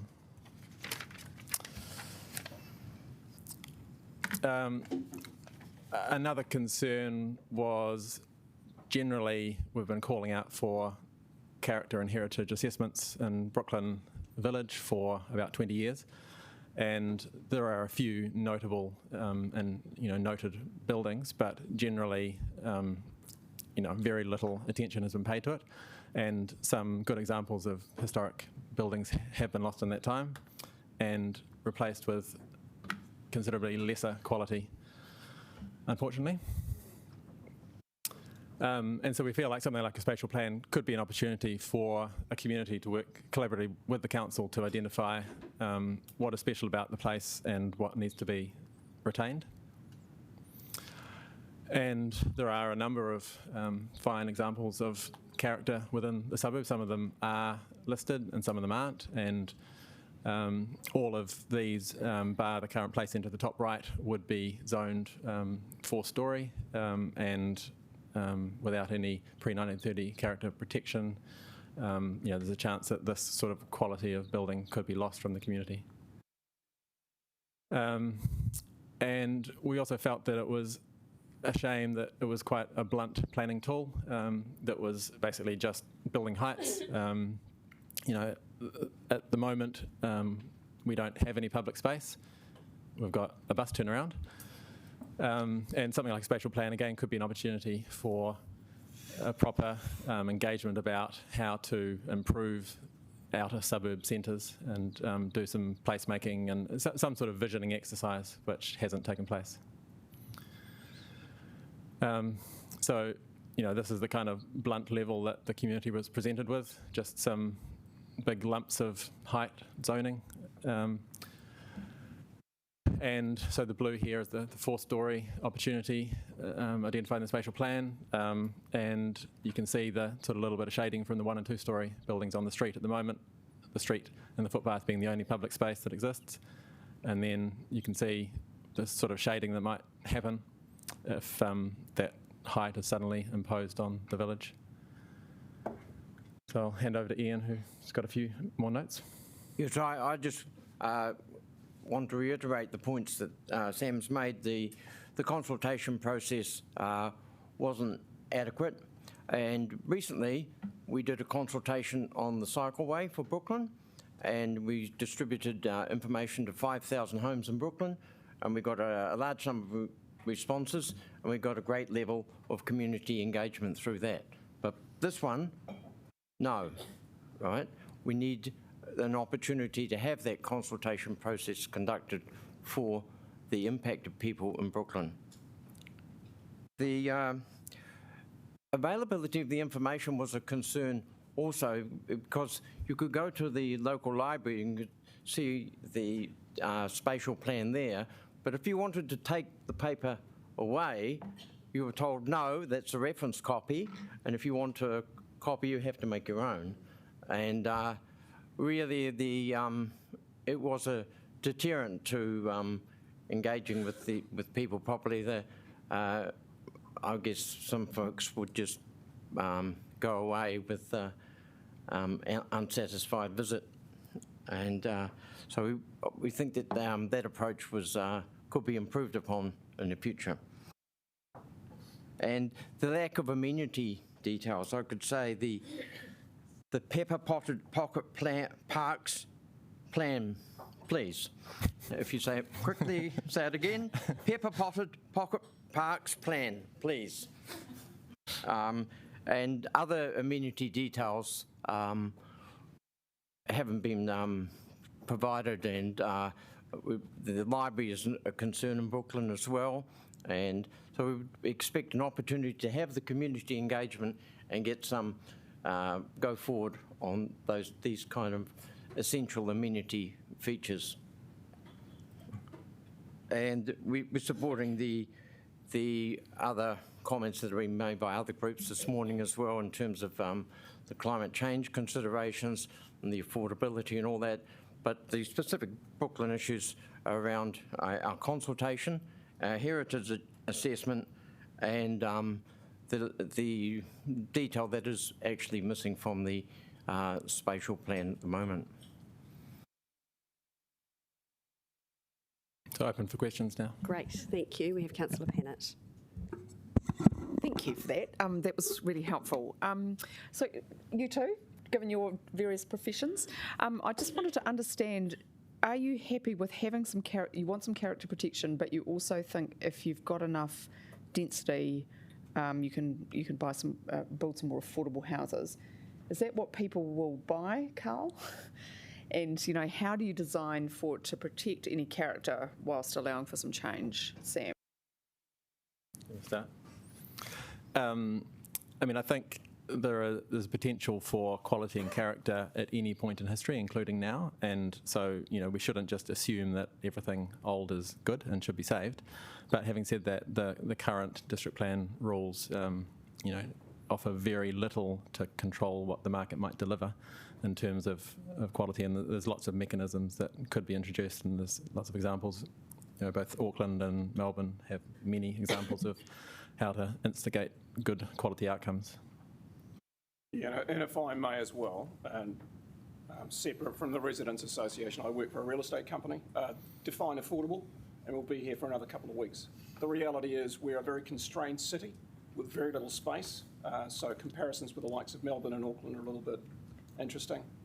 We are, by definition, in a situation where in a Wellington we will need to go up, but where and how is probably the critical thing. Will people buy affordable homes? That pretty much sadly answers itself, but Wellington is no longer an affordable city. That is not the case. I deal regularly with people who look for a couple of weeks, and within a couple of weeks they're buying in Upper Hutt or the Wairarapa or the Kapiti Coast. That is, we live in $1 million city on average. That's not my opinion, that's Real Estate Institute of New Zealand figures. So some of this consultation, bear in mind, is going to have intergenerational impacts. Intergenerational.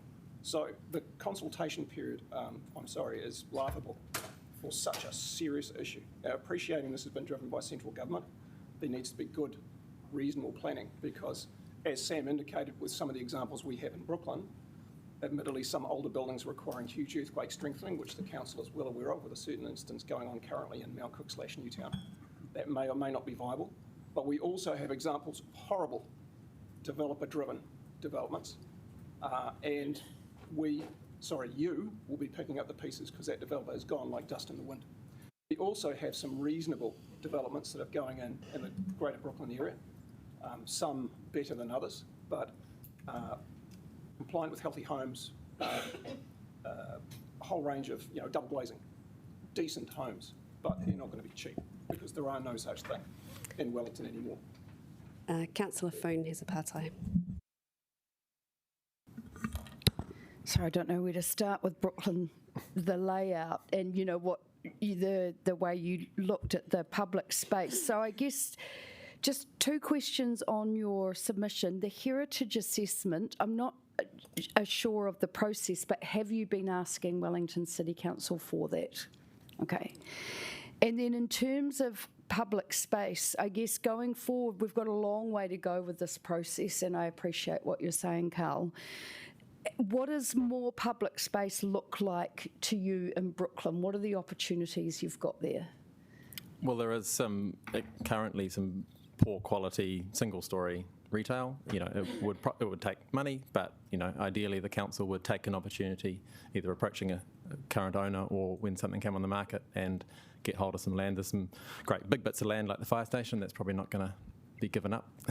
But another opportunity is if we don't end up with a bus hub, then there's potentially a great public space in front of the library. There are various opportunities, but you need to be proactive to do them.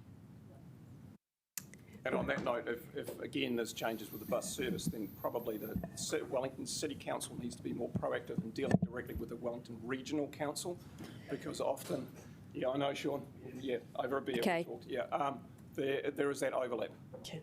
Kia ora koutou. Thank you so much for taking the time to come on and kōrero with us today. We appreciate you doing that. I'd like to welcome now Raywin Hales from CCS Disability Action Wellington branch. Page 242 is Raywin's submission. So Raywin, you've got 10 minutes and there could likely be some questions within that time if you have time for them. Thank you. This is a slide presentation, if that can come up. We'll get Good morning, everyone. I'm Raywin Hales. I'm the Access Coordinator for the Central Region of CCS Disability Action, based in Wellington, a Wellington resident. So I would like to just start by giving you a little bit of an intro into the disability, what's happening in the disability world. What do I press to get this to go to the next slide? Go to the second slide if possible. So last Thursday, the 28th of October, Stats New Zealand released new disability data. So this data shows that disabled people fare far worse than non-disabled people across a range of outcomes related to their lives, their homes, their neighbourhoods, as well as their economic and social lives. How we work, live and connect with people affects everyone's well-being, but experiences have not been equal for all New Zealanders.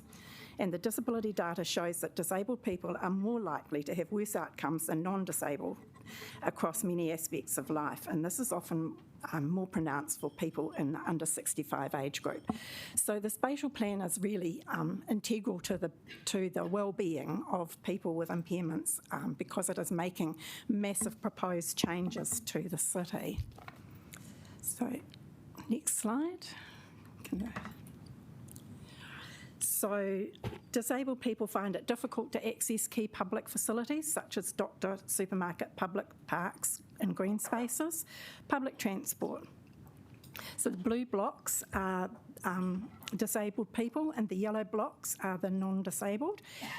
Sorry, other way around. No, that's correct. And you can see there that there's a significant percentage different across the areas of access to the doctors, the supermarket, public parks and green spaces and public transport. They're significantly disadvantaged. Next slide, please.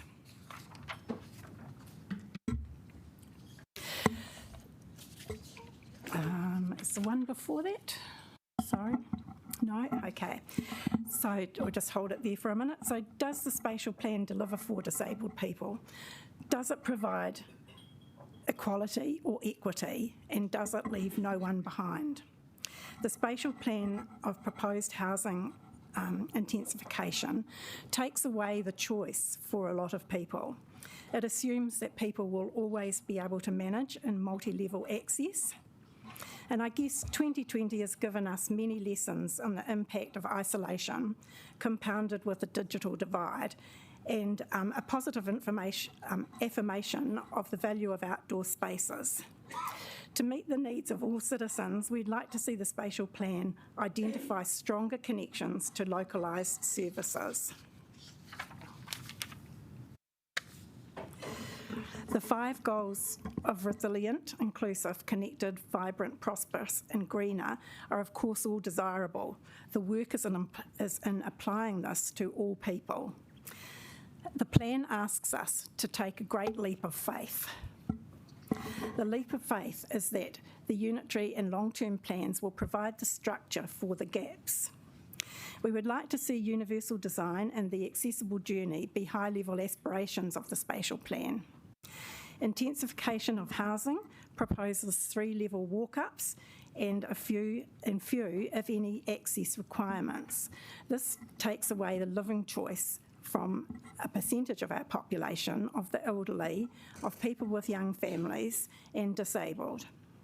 How many people with young children want to live on the 3rd floor of a walk-up with children, maybe a toddler and a baby, do your shopping and then have to get all of that up into your apartment?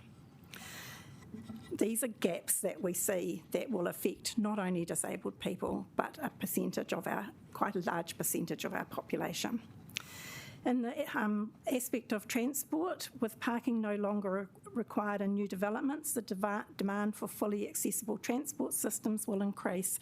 And once again, there needs to be greater collaboration and consultation across the projects that are happening in Wellington in this area.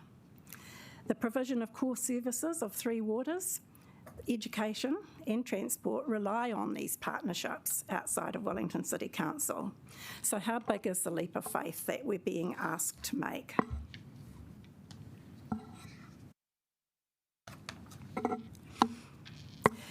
We like the high-level statements that guide the plan and the desire to growth for a better future.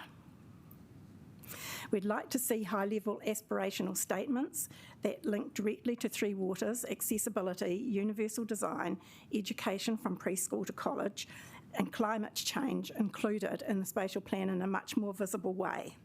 The aspiration of more green areas does not necessarily address climate control issues or address the climate crisis questions. We would like to see more specific reference to how we can plan to improve our clean water security under cycles of droughts and floods and decrease greenhouse gas emissions through changes in transport, urban design and agriculture. We'd like to see a significant improvement in the choice and affordability of housing and target of a majority of homes to meet universal design standards within the next 30 years. We'd like to see the provision for the inclusion of privately owned vehicles, as there may always be disabled people who cannot use public transport for a number of different reasons. Post-COVID, many people may change their previous thinking about where and how they want to live. The spatial plan needs to have the flexibility to meet the challenges of border controls, future viruses and any pandemics that might result, and address rebuilding the economy.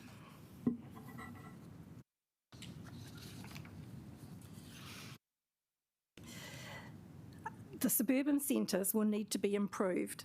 We'll need to see improved public transport systems to support the spatial plan. Commercial activity should be accessible and connected. Education should provide choices to meet the needs of all family within the areas that they're living. Things like footpath infrastructure should be improved for access to local communities, providing safe, well-lit and well-maintained infrastructure. Communication, collaboration and co-design will be the pillars to the success of the rollout of the spatial plan. There are many partnerships and collaborations to be formed to move from an aspirational document to a city that works for everyone. So I will finish there if there is any questions. There are questions. We've got Councillor Matthews. Kia ora, Rowan. It's always great to see you and hear your perspectives. I guess 2 quick questions. One would be, what's your kind of comment or assessment about the availability of accessible housing now in Wellington? And second of all, would you support us through indicating maybe through the spatial plan and then following up on the district plan, greater requirements for accessibility of apartments, particularly at that ground floor level, to sort of make sure that new developments are including fully accessible housing? Yeah, certainly. I think 2 things that that can happen out of the spatial plan is that there could be a requirement that at least ground floor flats or apartments or accommodation needs to be fully accessible. A lot of the examples that have been shown are not fully accessible. And so there is no provision for that at the moment in the plan, and it is going to become, I think, a human rights issue because people are going to be restricted. If you don't actually want to live on the ground floor and have all of the foot traffic going past you all the time, you don't have that ability to live on the second or the third floor. And so also for the elderly population, who come to disability later in life as we lose mobility, vision and hearing, and we're more prevalent in the area of strokes and heart attacks, it's going to be more difficult for people to return home to their homes if there's no really strong access. So I think it is something that has been a decision of central government, but I think there will be some kickback on it in terms of human rights of the disabled people. Sorry, just to follow up, do you believe that there's something in the NPS that diminishes the car parks? Is that what you're talking about? Yeah, okay. Yeah, the car parks and... Is there anything else that diminishes the rights of the requirement to not have a lift on 3 floors, so you can have a 3-floor walk up? Yeah. Yeah. Kia ora, thank you very much, Raewyn, for coming in today. We appreciate you taking the time to do so. Thank you very much for your time. Okay, nau mai haere mai, Catherine Underwood. Welcome, Catherine. Catherine's submission is on page 46, and Catherine, you have 5 minutes, and if there is any time, there may be some questions. Thank you. Okay. Hi, everybody. Thank you for this opportunity. I'd just like to reiterate what my association said, in that it was disappointing that Brooklyn, while it's targeted for high-rise and lots of spatial plan stuff, was not consulted with. And when we asked for this, the wording was basically that it was too expensive and the council staff thought we might be rude to them. I don't think this is a sound basis for consultation. So we haven't, so as a Brooklynite, I'm really disappointed. The zoning plan comes across as a rezoning exercise. Spatial is defined as relating to or occupying a space. The only consideration of the use of space in the plan is buildings. It's a 2-dimensional plan dropped on a 3-dimensional landscape. The consideration of topography is seriously lacking, and sunlight. Putting 4-storey buildings on the north side of Kelburn or Brooklyn Villages or Aro Valley will create a city of wind tunnels and sunless canyons. In all the numbers, there's nothing about who's expected to come to Wellington. Is it families, singles, couples, older, younger, upsizers, downsizers? And what sort of plan does the council have to ensure there will be amenities for those that do come? Parks, play areas, playgrounds and schools themselves. Already, city schools are building classrooms on playgrounds. And what's the consideration for the transitory nature of students living in Wellington for 3 to 4 years compared to those who live in central Wellington or indeed in other suburbs of Wellington? How's the council addressing the needs of long-term committed residents compared to short-term transitory? And I've got here about car parks, and I agree with everything that the previous speaker said, but a 3-storey building needs to have 2 lifts in it for it to be acceptable to somebody with mobility issues. The distribution of the council's projected increase is not fairly spread across suburbs, with Johnsonville laden with massive intensification, and yet Seatoun, Wadestown and Wilton aren't even mentioned. All 3 suburbs have regular public transport opportunities, and all 3 suburbs could easily sustain higher buildings and denser population and should be subject to the same intensification. Wellington is lucky because we have increasing biodiversity, but the plan states if there's a tree in a way, we'll plant another one somewhere else. Let's live with nature and design around it. To me, that's good design. Amenity planting needs to be revisited to ensure much of our amenity planting is native plants. There's a loss of greenery coming, and the council needs to be clear about what they expect from developers. Recent studies have shown that being able to see and experience nature is an important part, especially to mental health. So I think amenity planting and biodiversity is very critical. The plan outlines the height of buildings allowed, but doesn't stipulate how many trees or parks are needed per, say, 500 new residents.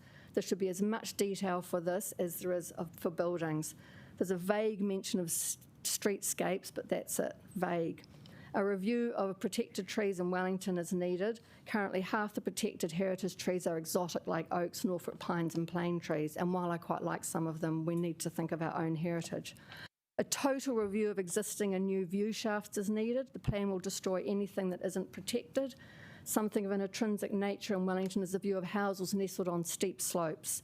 There's a lovely view shaft which has just been obliterated between Aru Street and Caro Drive, and that's Sunset West. It could have been 5 buildings, high stories high. And did we not learn anything from the building of Chafer's World, which blocked the view of the harbour and hills from Cambridge Terrace?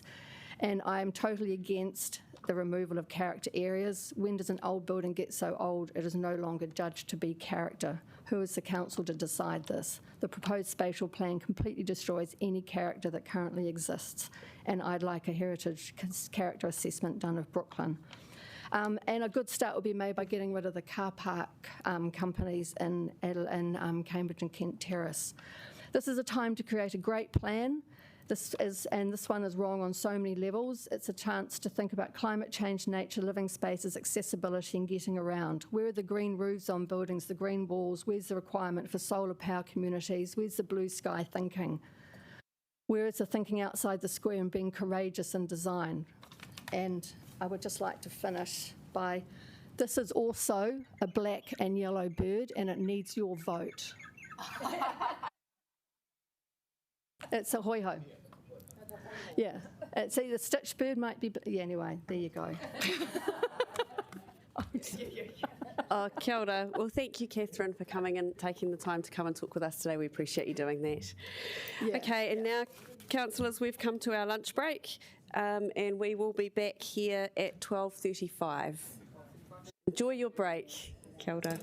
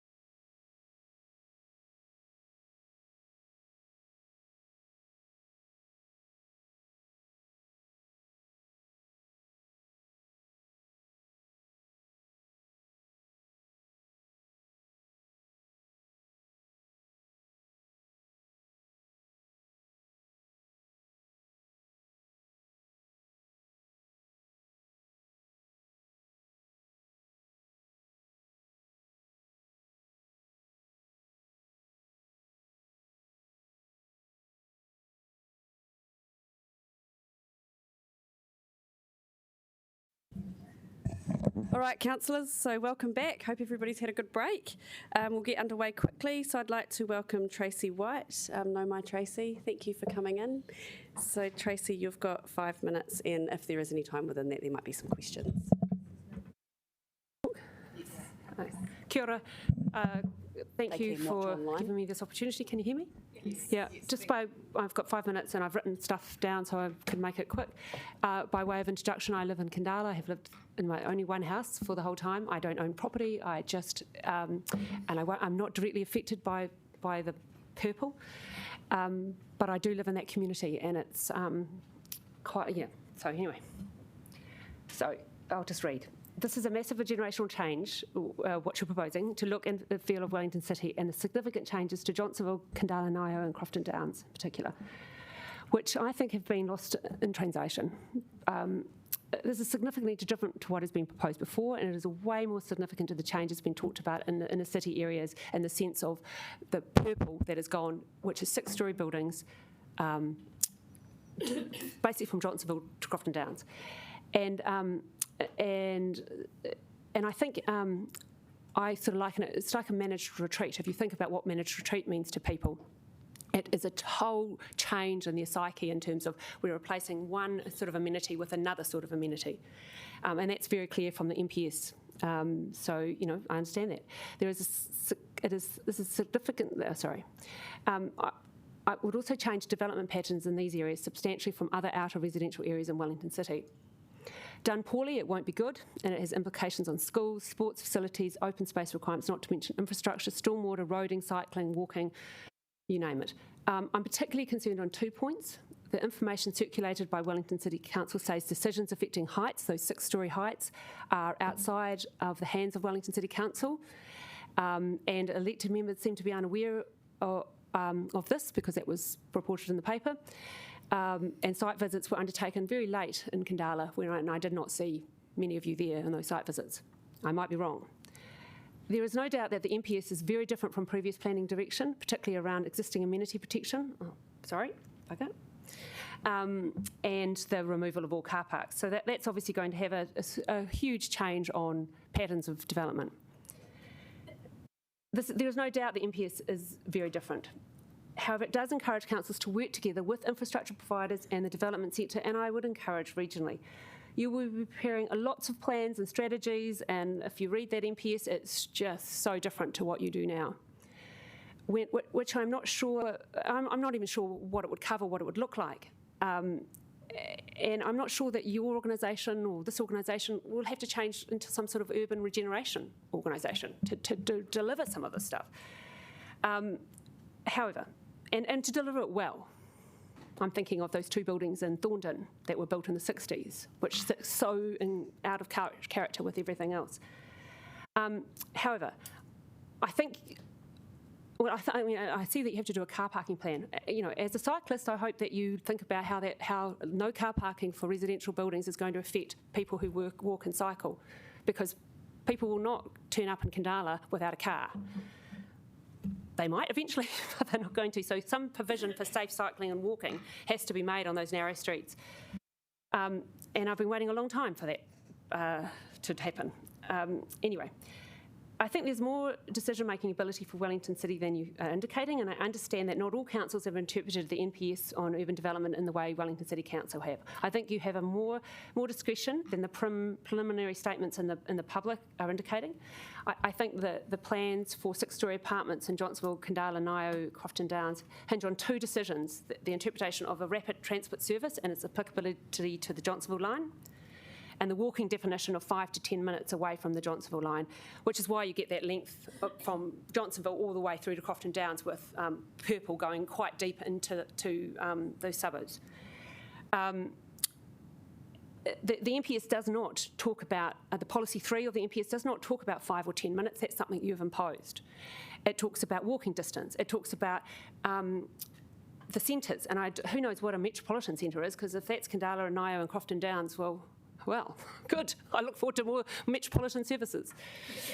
In regard to point 1, the rapid transport services is described as a quick, reliable and high-capacity public transport system.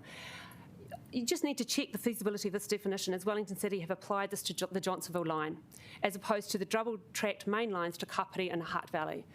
I read quite a lot about, how you get urban, quick, transport facilities. It's not the Johnsonville line, but, love it as we do.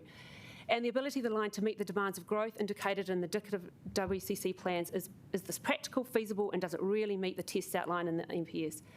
In reading the extent of the requirements in the NPS timetable, I think the extent of change proposed will be undeliverable in terms of what the NPS is indicating each council needs to do every 3 years, every time you have an LTP. So you've come to the end of your 5 minutes. Well, sorry, I'm doing the best I can, and I've waited a very long time.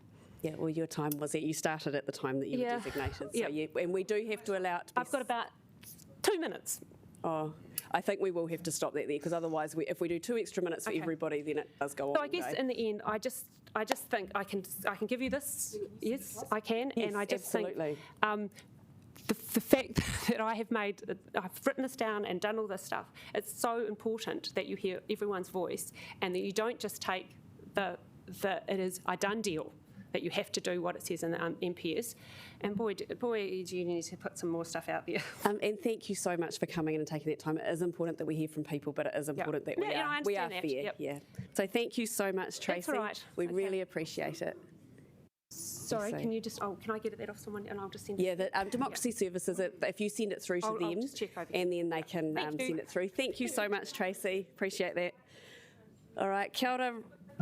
Kia ora, Reese Wayburn, if you'd like to come forward, thank you. And so, as you can see, Reese, 5 minutes goes really fast. So, Try and do it in 2. And Reese's...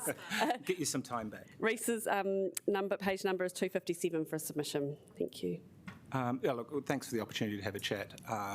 Sort of really been trying to get my head around what these changes mean for the area I live in. I live in Hobson Street in Thorndon. I'm originally from Wellington, but I've spent a lot of time overseas. This is kind of, for all its quirkiness and its intolerable weather, is actually where I choose to call home, and my family has for about 150 years. So I'm very attached to Wellington, and it means a lot to me that it succeeds. And so every time I see an ugly building go up, I wince, because it's the citizens of Wellington who have to bear that cost. And when I saw the Brooklyn submission and 2 nice old buildings taken out, and that building on that corner is possibly the ugliest building in Wellington, and I go up to Brooklyn quite a lot for the cinema, and I hate it every time I see it. So I just think we really need to be careful about the changes we make, because developers are rapacious and will take whatever they can and leave the cost for others to bear. I happen to be down the bottom end of Hobson Street. There's 3 rather ugly apartment blocks at the corner of Davies Street and Thorndon Quay. None of them add anything to the community. So look, when I had a look at the plan, the piece that struck me was that all the controls for Hobson Street, Hobson Crescent, that area, all the protection for the pre-1930s villas, which are lovely buildings, they really are nice, are gone, are proposed to be removed. And the building height level will be 6 to 8 floors.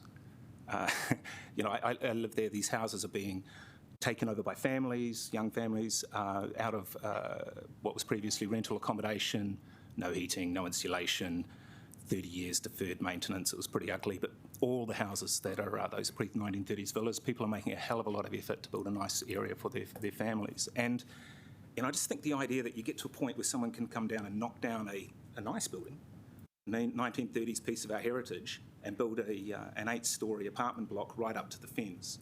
As soon as you let that happen once, the street's gone. You've cleaned it out, because no one is going to stay in their home if they've suddenly got a 8-storey behemoth right up at the fence line. The sun's gone, and people are staring down into their home. So they sell, developer takes that, that's gone. And it's a pretty quick way to wreck something that actually is an asset in Wellington. There are plenty of areas which I'd love to see more intensive development without wrecking stuff, because actually there are areas that are underutilised. I love that comment one of the chaps made in the paper about Adelaide Road. They could totally do with some better development down there. We want to see more building, but don't destroy things that aren't broken or actually are an asset to achieve it, because we don't have a great record of development in a meaningful and designed way that actually is an asset to the city. I mean, you come into the airport, or people used to come in, the first thing they see is a very ugly recent development of a hotel, and then you look at the car parking building and go, actually, that's lovely. You know, how do we end up in that sort of situation? And some of the monstrosities even on the terrace, but further up the hotels. I just think we need to be really careful about what we destroy when, you know, with so blithely, and to sit there and say that these lovely 1930s, pre-1930s villas suddenly no longer deserve protection. As soon as you let one go, the neighbours of the development that gets put there will sell out as well because it's no longer a home.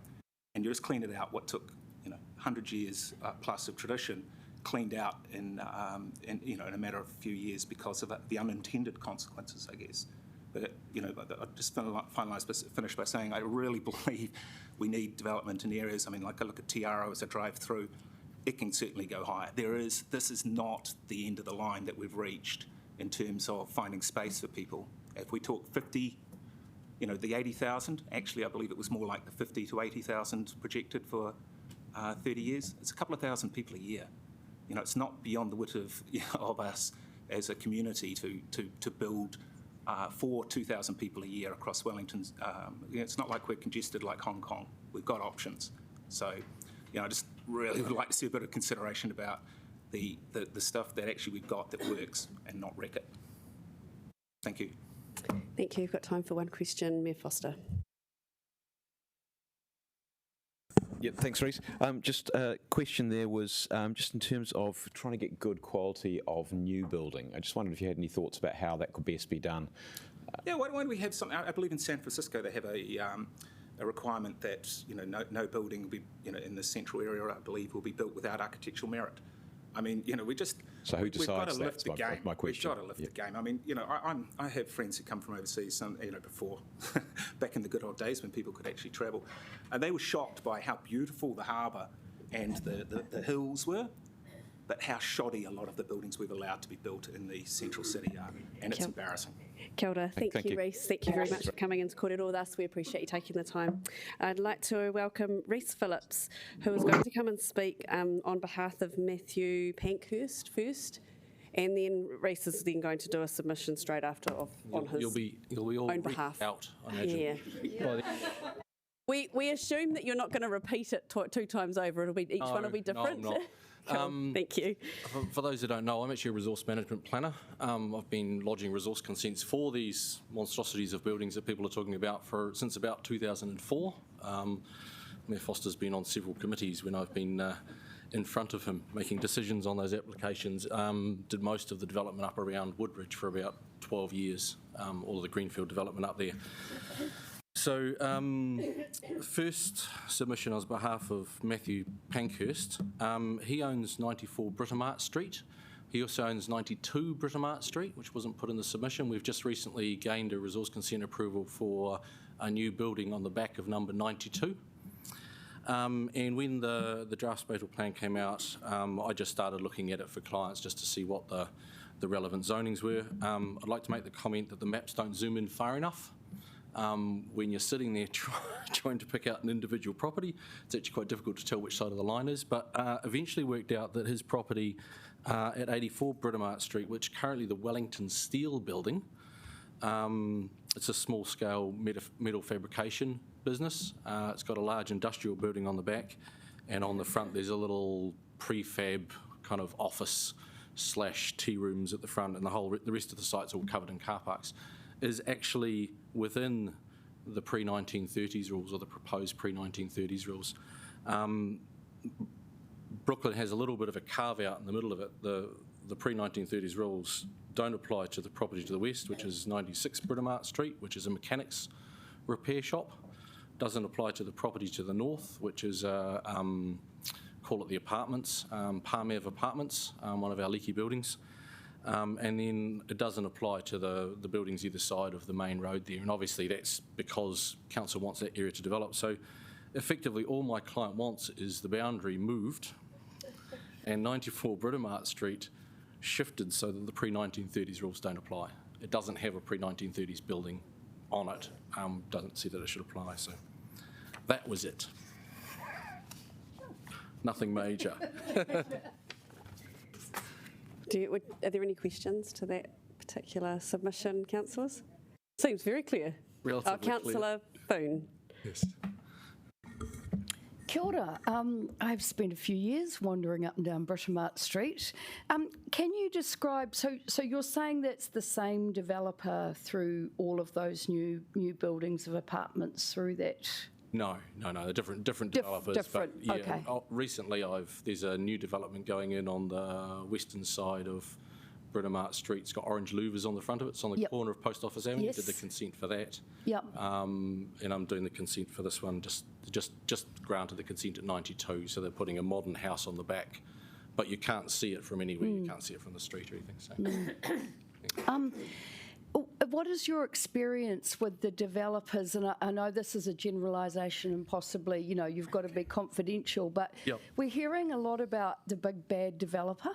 Oh, yeah, they're all evil. Yeah, so I guess, do we need to bust that myth or, No, do you have a can you give us a... Well, I could. They're all trying to make a living. I own rental properties, so I'm actually at the moment investigating putting some properties on the back of a property I own in Tawa. In my next submission, you'll see I own two on the same street in Island Bay. A lot of the small guys are just like me. A lot of the people I deal with just go through an architect. They need a house designed for the back. They design something relatively modern. They put it on. I would expect that your issues of the buildings being ugly is a factor of the fact that urban design wasn't around. It wasn't an issue. We didn't even have a qualification in New Zealand as urban designers. The first urban designers in New Zealand are all qualified overseas. A guy that I used to work with is actually running the Auckland Council's urban design teams out of when I was working in London. So urban design's become a relatively new thing, and councillors will know better than I do, but I believe the urban design team at Wellington City Council is just overrun, and there will be more so because when these new zones come in, everything is going to have an urban design assessment, I assume. They're all going to be multi-unit developments, or the majority of the city will, and it'll all require an urban design assessment. So I'm not quite sure how we lift the game of the developer and the architect. Well, really, initially it comes from the designer and the client, and then when it's lodged with council, the council officers either have to say, yeah, that's great, or push back. It's harder to push back if it's designed well to start with, and your urban designers and your architects who are designing the buildings are actually really good at what they're doing, then you're not going to get very much kickback, are you? Most of the time we get questions about urban design on an application, but it's really because most of the private urban designers consult into council, so it's actually really hard to get an urban designer on a project. Kia ora. We will stop there. You can probably ask your question when Rhys does his own, because we'll move into that just so that we keep ourselves moving along. Hoping to get through it faster. So kia ora anō, Rhys. Right, Severn Street. So I live on Severn Street North. My wife and I own two properties on Severn Street. We own number 21, which is on the eastern side of the street, which is where we live with our 3 children. And we also own two flats, 2 3-bedroom flats in an old 1930s stucco building at number 30 Severn Street. So when these came out, again, had a look at them. I've got 2 different zonings on 2 different sides of a street, and my question became why. The eastern side of Severn Street North, the street starts off basically flat, and then it slowly rises up to the townhouse development at the end of the street, which one of your beloved planners lives in, Hayley. And the properties on the eastern side of the street are generally speaking flat until you get to about number 13, and then they rise up. But they're all generally accessible off the street. So I presume that's why that side of the street has been rezoned or will be rezoned. The western side of the street, the topography is a bit different. The properties at the southern end of the street, and I've actually drawn a little plan here which I can provide you, properties at the southern end of the street from about number 12 through to the corner at number 34, including our property. The front, approximately half of those properties is being developed for generally speaking, big 2-storey houses. And the rear part of the site's retained, and then it goes up on a steep angle. And my submission is effectively that I think that those properties from 12 south to 34 could also be zoned into the same zoning as on the eastern side of the road, which is the type 2. Is that right? Type 2, yeah. Density type 2 2 to 3 story terraced housing. I don't think that that would have any, well, it would come down to the design of the development, but the ability for those properties to take development's quite high. They all currently have big 2-story houses on them. A lot of those houses currently breach the permitted building recession plane. They were built back in the day, and they're all pushed hard up against one boundary, and therefore breach that building recession plane as well. And I have looked at redeveloping our property at number 30. The issue is a lot of them are quite narrow and thin, so we couldn't redevelop it without going up, and then we would have problems with the height limits. Whereas if the whole area was rezoned, we could go up and then actually provide access out of the top of the building onto the hill behind. All of the properties to the west are accessed off Maybury Way, which is a old-style private road which is split into little tiny strips, and they're all elevated well above the rear of those properties I'm talking about. So you could potentially develop that group of houses without causing issues for the neighbours behind. So that is that submission. Any questions? Kia ora, we have a question from Deputy Mayor Free. My question's actually a little more general I'm happy than to the answer issue your you've question. raised. But it just goes back to the infill housing question versus perhaps the idea of perhaps something a little more integrated. And what's your view about the merits of, you know, lots of different infill on the backs of people's sections versus maybe the not quite so much deference to heritage and take the whole thing away and start from scratch? Start from scratch. I suppose it depends which area you're in. If you're in a pre-1930s area, we've done quite a few developments in those, and they are quite, the urban designers again are quite strict when it comes to design of those.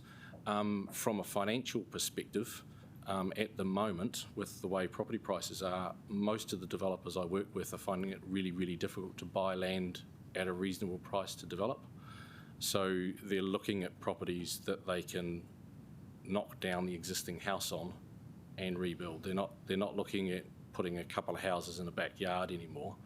They're looking at the house on the front being, generally speaking, a big rambling 1980s house and saying, well, I can actually put a more compact house there and that gives me more space to put more houses on it. So something that 10 years ago, your 500 square metre lot that you would have got 2 houses on, they'll be looking to put 3 on now.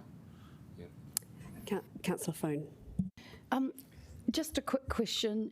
So what you're really asking from us today is you've got a nuanced design that you can see that there's an opportunity there to increase housing, but it doesn't fit into the blanket approach of the plan.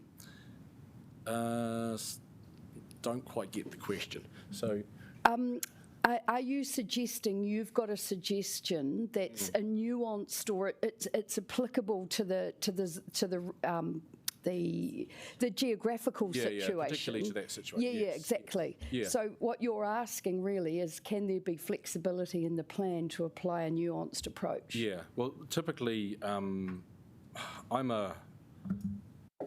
focused on land development planning, not spatial planning. But typically, if you look at the plan, it's all drawn along road lines, and that gives you separation between one zone and another, and therefore prevents cross-boundary effects. Here, I'm saying that you could rezone that area and not adversely affect the neighbours behind because it is a little isolated pocket. There's an elevation difference. Yeah. Got you. No, it's good. Thank you. Time's up again. Kia ora. Thank you, Reece. That was very helpful. Thanks for sharing your knowledge. No mai, haere mai, Andrew Bowman. Kia ora, Andrew. Thank you for coming in. So as you can see, 5 minutes goes really fast. And if there is time for questions, it fits within that 5 minutes. So thank you. Kia ora koutou katoa, ko Andrew Bowman tokunga. Thanks for the opportunity to speak to you today. You've got my submission. I'm not going to...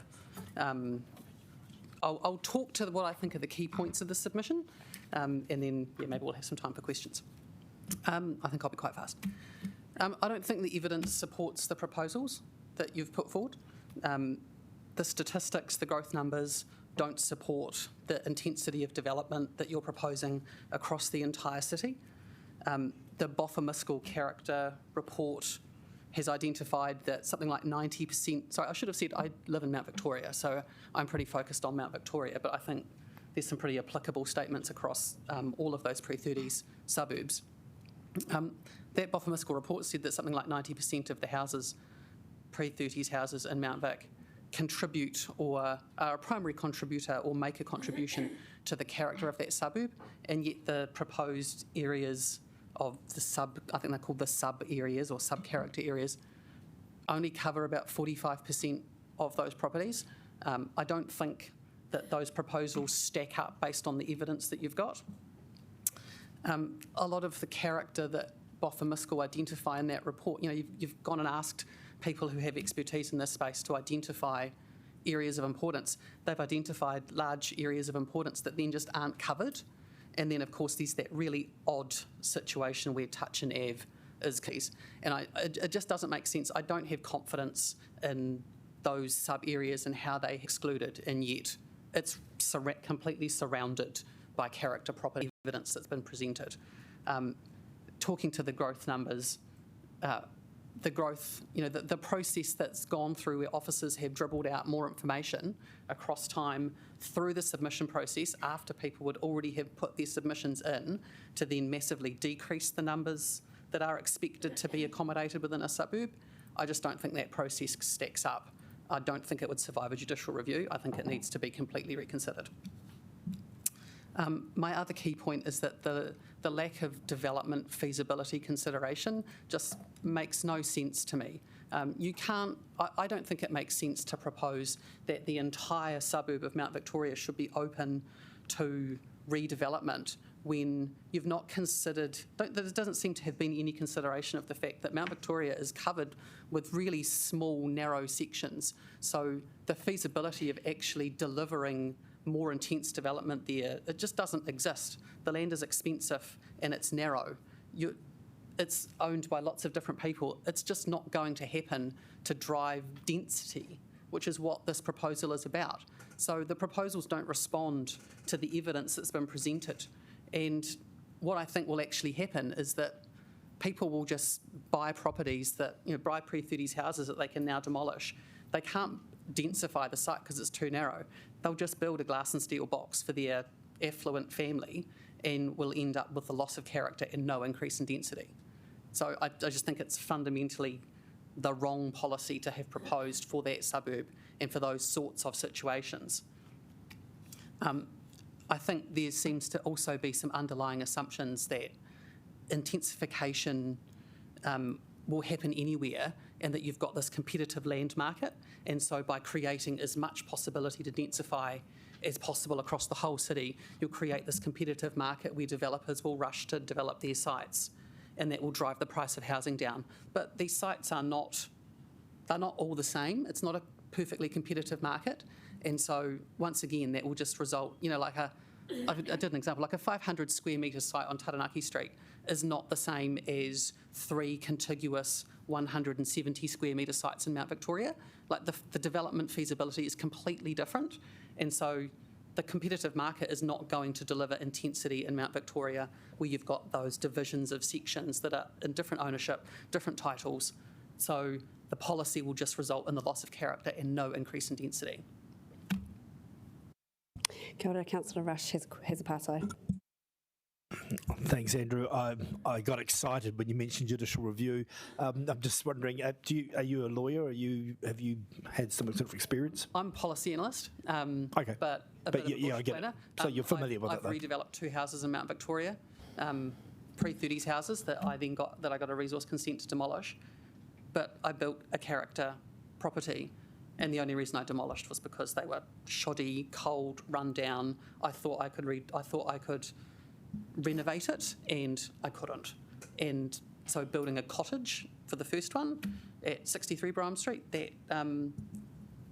I had neighbours that lived opposite me for 4 years that didn't realise it had aluminium windows because of the care we took around the property. Yep. And I've just recently moved into 41 Roxburgh Street where we've built a villa. It can happen.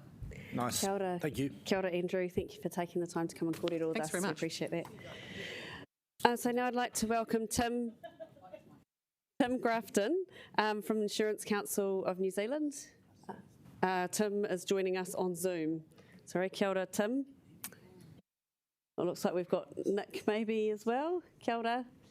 Kia ora, tēnā koutou katoa. So we have Nick Wally, our Regulatory Affairs Manager, and I'm the Chief Executive of the Insurance Council of New Zealand. We're the representative body of general insurers, that is, insurers other than life and health insurers. So property insurance is a deep interest of ours.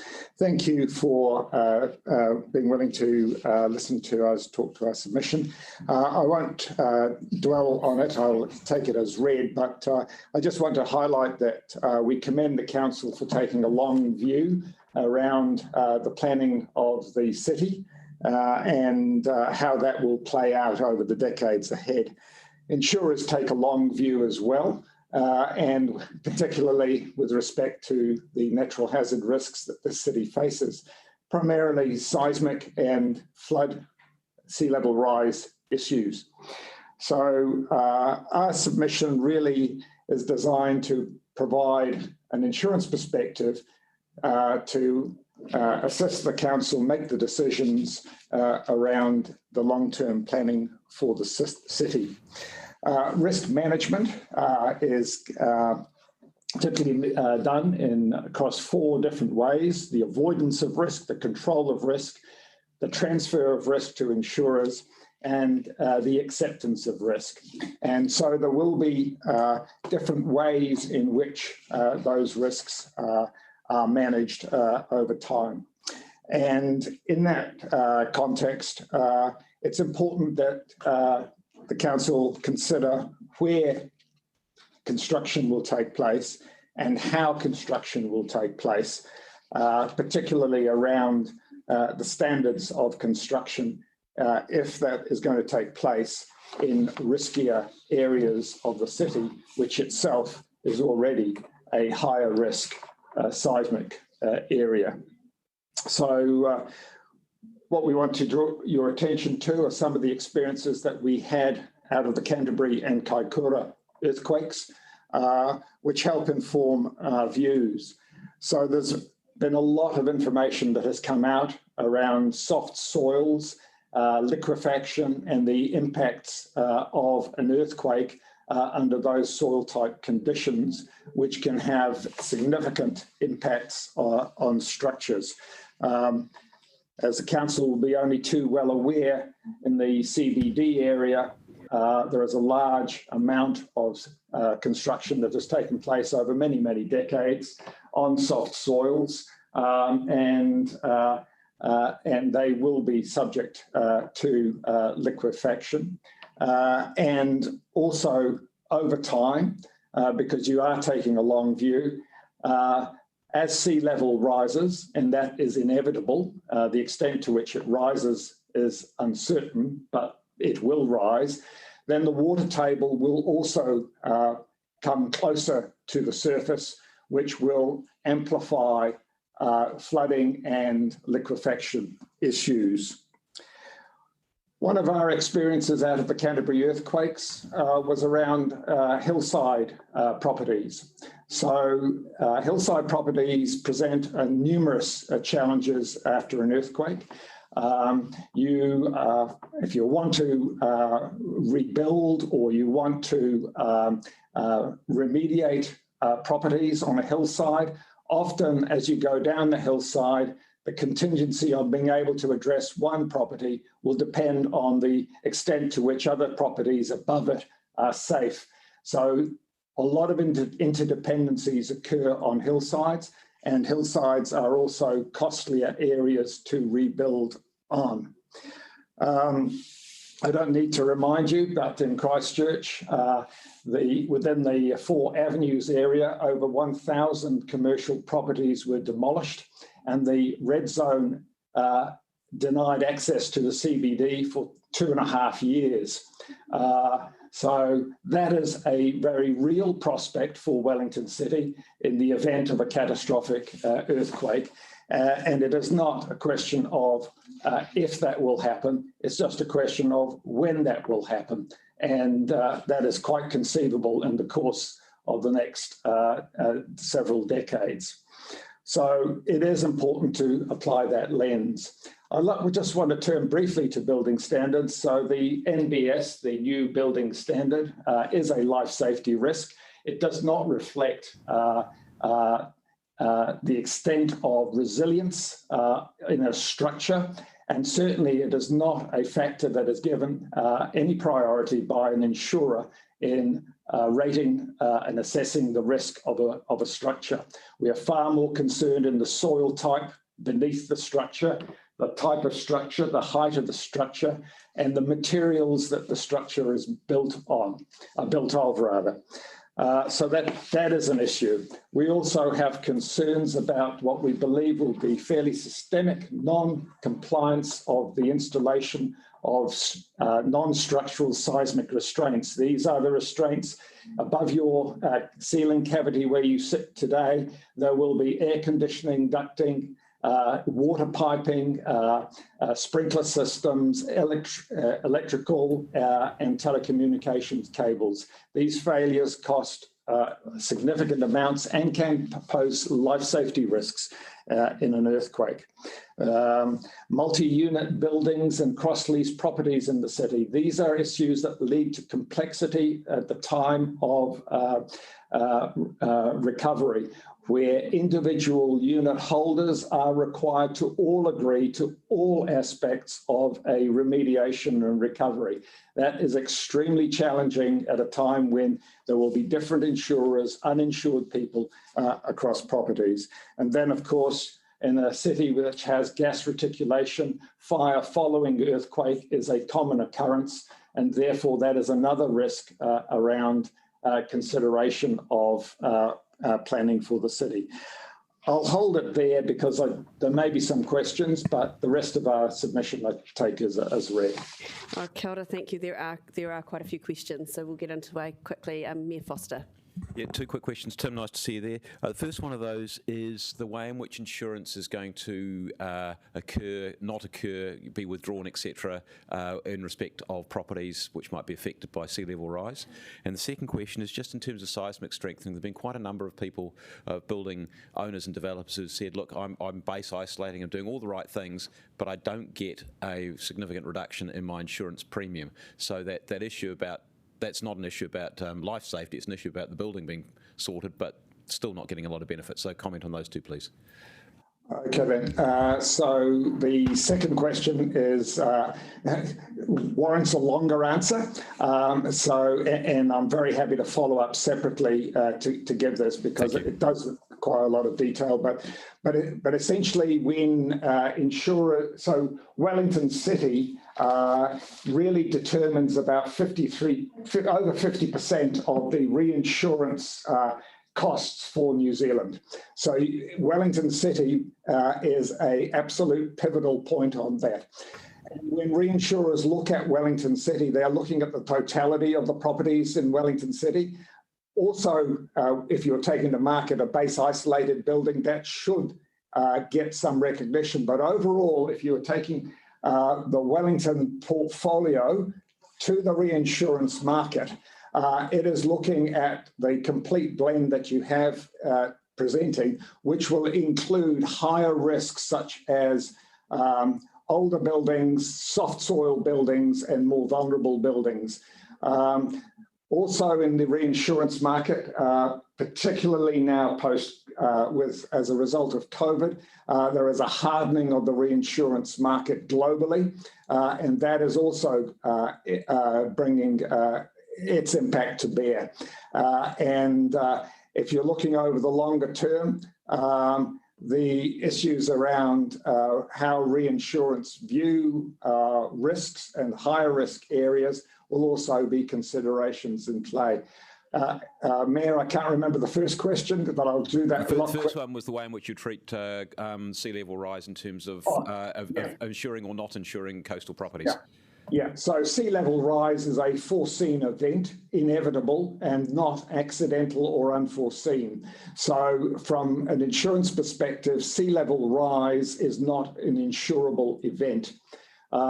So what we will see is that as a result of sea level rise, we will see extreme weather events and king tides causing damage to properties. Now, storm damage is insurable, but the sea level rise itself, not insurable. So what that means, if you have a house and the sea comes along and washes over it, that is not, and it's becomes submerged, there's no insurance coverage there. But if you have storm events that are damaging that property and more frequent ones because of the sea level rise and more extreme weather events, then that will be insurable. But sea level rise itself, not an insurable event anywhere in the world because it's absolutely foreseeable and certain. But presumably as the sea gets closer and the frequency of storms becomes greater, the cost of insurance or the likelihood becomes less. Cost goes up and the likelihood becomes less. Yep, so inevitably the trajectory is higher premiums and higher excesses.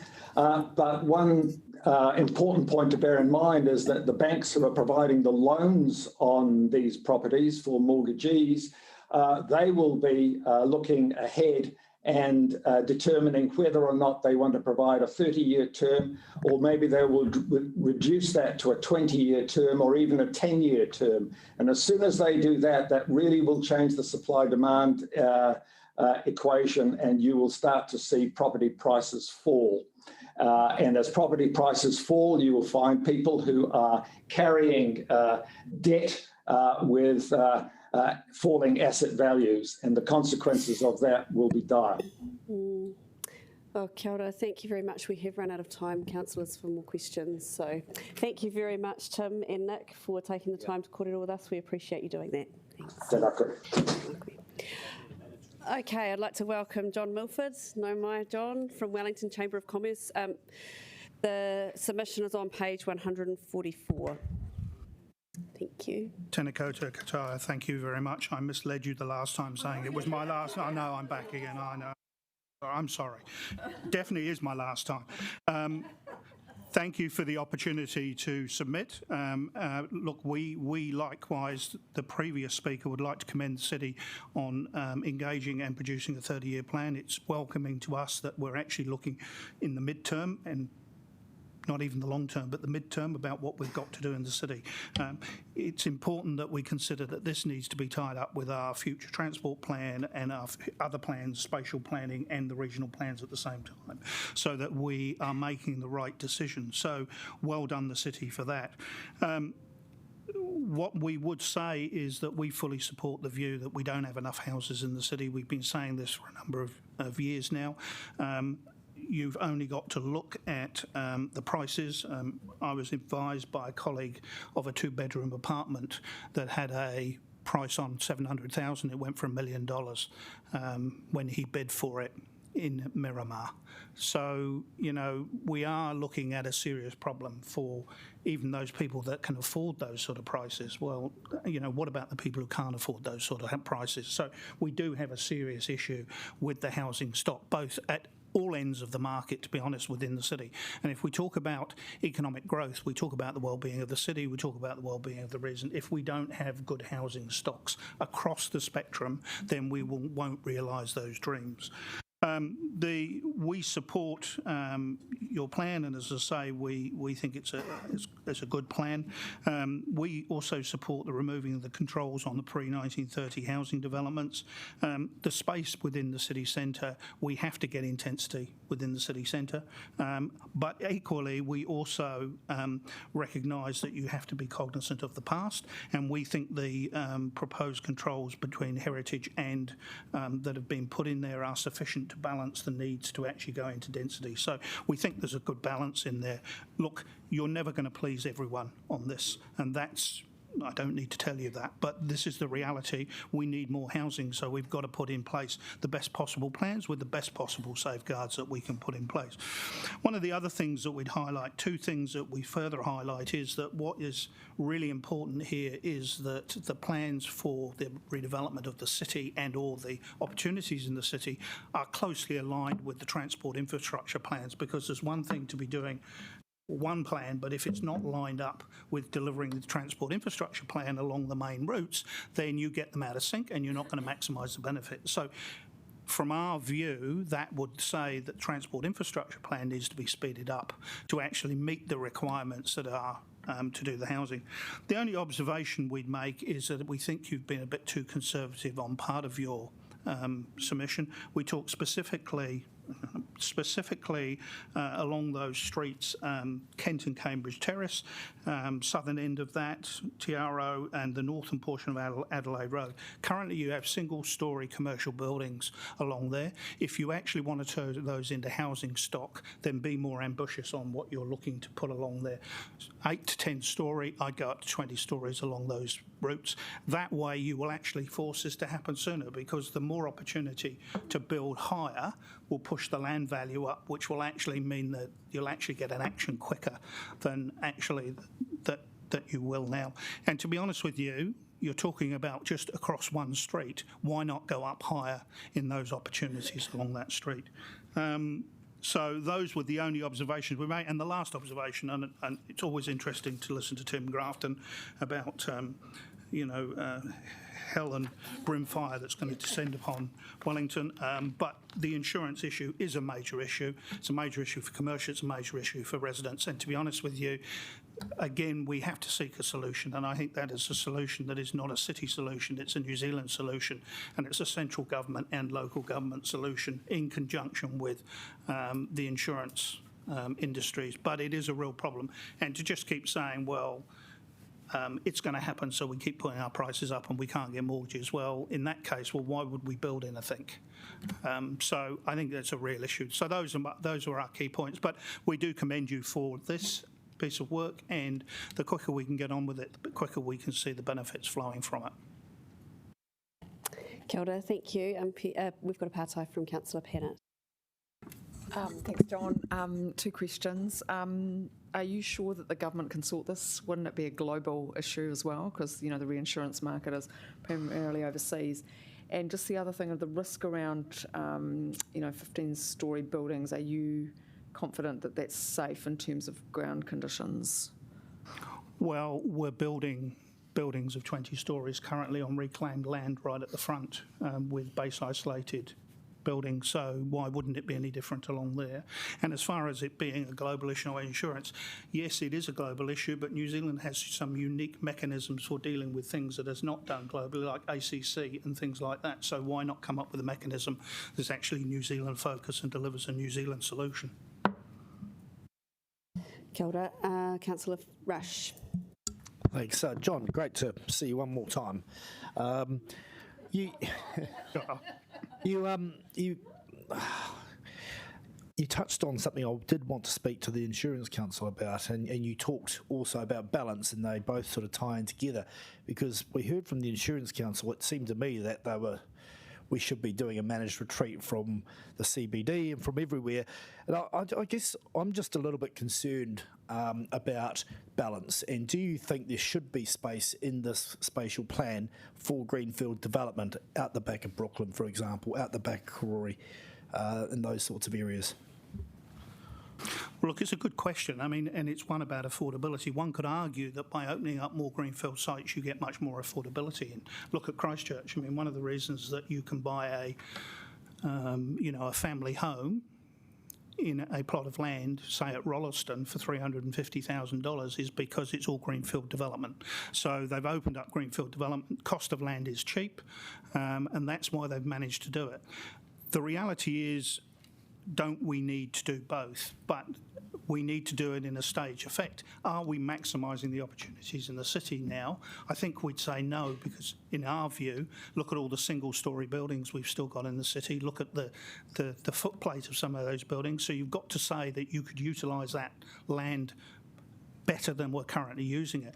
But I wouldn't discount the fact that we may have to look at greenfield. I mean, look, to be honest with you, 80,000 people, if we got to that number, I think you'd be difficult to accommodate them all in the city, even if you went to 20 stories everywhere or 6 to 8 everywhere. So I think you are inevitably going to have to look at it. But to be honest with you, with the cost of building costs, are we actually going to, look, and I'm not an expert, but are we going to get to affordable without looking at some greenfield as well? Councillor Fitzsimons. Yeah, thanks, John. I'm very interested in the comments you made around insurance and particularly your call for local and central government to sort it out. And I guess I'm interested by sorting it out, what is it that you're meaning? Are you looking for the public sector broadly to step in where the market's failing, or what are you suggesting? Well, I should be curious to see what Treasury think, because Treasury are modelling the residential challenge at the moment. They're not modelling the commercial challenge. So it'll be interesting to see what Treasury comes up with. But, you know, we have unique circumstances here. So I'm also mindful that it would be a big call for central government to do something like ACC, particularly with the reassurers paying for most of Christchurch's rebuild. So there's that sort of balance, but equally we can't afford... Well, as I say, if you take the insurance model, we would be all retreating and not doing anything. And actually, you know, I thought the final comment was a really interesting one. You know, banks only talking about 5 or 10-year mortgages. Well, we won't get the sort of development if we take those sorts of lines. So I haven't answered your question. I'm aware of that. I'm mindful. But look, I do think that it is such that government and local government needs to come up with a unique New Zealand solution for the challenge. We can't just say it'll go away or we'll accept higher premiums, because actually they're not affordable. And the other question I had was another tendency. It seems at the end of your time at the Chamber, you seem to be developing these quite socialist left-wing views, which is not a surprise to me. What I was going to ask you, you know, your comments around Adelaide Road, you were talking about how, but I think your message is compulsorily acquire Adelaide Road and build a suburb there. Is that kind of what you're saying? And No, what I'm saying is... Or are you just saying allow for 20-storey buildings there and hope that they're delivered kind of thing? Well, look, all I'm saying is maximise the opportunity. I mean, you're having a bit of a what's-it fight with Mount Vic at the moment. Why pick a fight when you can actually do something much more easily, which is inside your control and won't cause as much challenge? But do you mean compulsorily acquire, or no? I'm just actually provide? saying, look. Well, I mean, it works in Singapore, but we're not allowed to say things like that. But you know, if you give the opportunity to go up to a higher building, you'll push the price of the land up, and actually the people who are holding the land with single-storey buildings at the moment will suddenly decide they can make a better return. So it will just speed up the process if you get the opportunity. But compulsory works for me. What?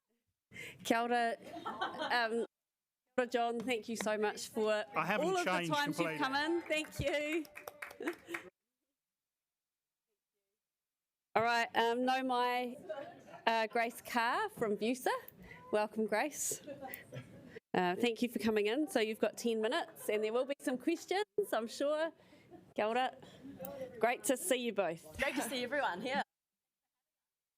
Glad to see some friendly faces. Yeah. Can you guys hear me? Hello. Awesome. Okay. Sorry, just before you start, page 75 is the submission. Thank you. Hello. Okay. Brilliant. Awesome. Okay, so kia ora, my name's Joanna. And my name's Grace. And we're both students at Victoria University of Wellington, and we're both representative on BUSA, which is the student association at Vic. Woohoo! So we represent the 22,000 students that currently study at Vic. And on behalf of them, we would just like to first off say that we wholeheartedly support the spatial plan. Students make up lots of Wellington City. We're a large population. We're primarily renters. With the new COVID-19, the university has made online learning more accessible. And this means that students now have the choice to study at Vic, but without actually moving to Wellington, so they can stay at home and do so from a distance. And many are choosing that option because of the rising prices and poor conditions of housing in Wellington. And we think this is a huge shame. Firstly, because students contribute to the community and the vibrancy of Wellington, and the city would be way worse off without it. And secondly, being forced to study from a distance due to financial constraints mean that students themselves miss out on a crucial part of the university experience, and they're missing out on the amazing Wellington life. So the spatial plan is important to us as students for our own well-being, but we also believe that the city will be worse out with the presence of students, because we can contribute so much to the city but the city has to take care of us first. So firstly, I'm going to touch on housing. So firstly, we believe that access to affordable, good quality housing is a human right, but students currently are living in awful conditions. There is a lot of poor quality housing with mold, drafts, they're cold, there's a massive power imbalance between landlords and renters, they leak, there are rats, they're disgusting, and we are paying for these places at incredibly high prices. So the current student loan sits at around $239, but most of us are paying above per week. But most of us are paying above this. Both of us are paying $250 in rent. So that means that we are forced to find a job if we want to live in Wellington. But also there's a scarce supply of housing. It's really hard to find a flat, and it's incredibly stressful at this time of year. I don't know if any of you guys have gone on Vic Deals, but they post a flat, there are like 100 comments on it. There are 50 people going to the same flat and applying for it, and most often they are expensive and very bad quality. So housing, the current situation is terrible, but this plan will help give us more housing and better housing by bringing in more competition.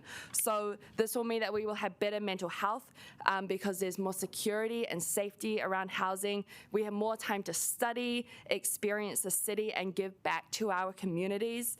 We'll have better health because there might be good quality housing, and we might have more money, which means more investment into small businesses and the local economy.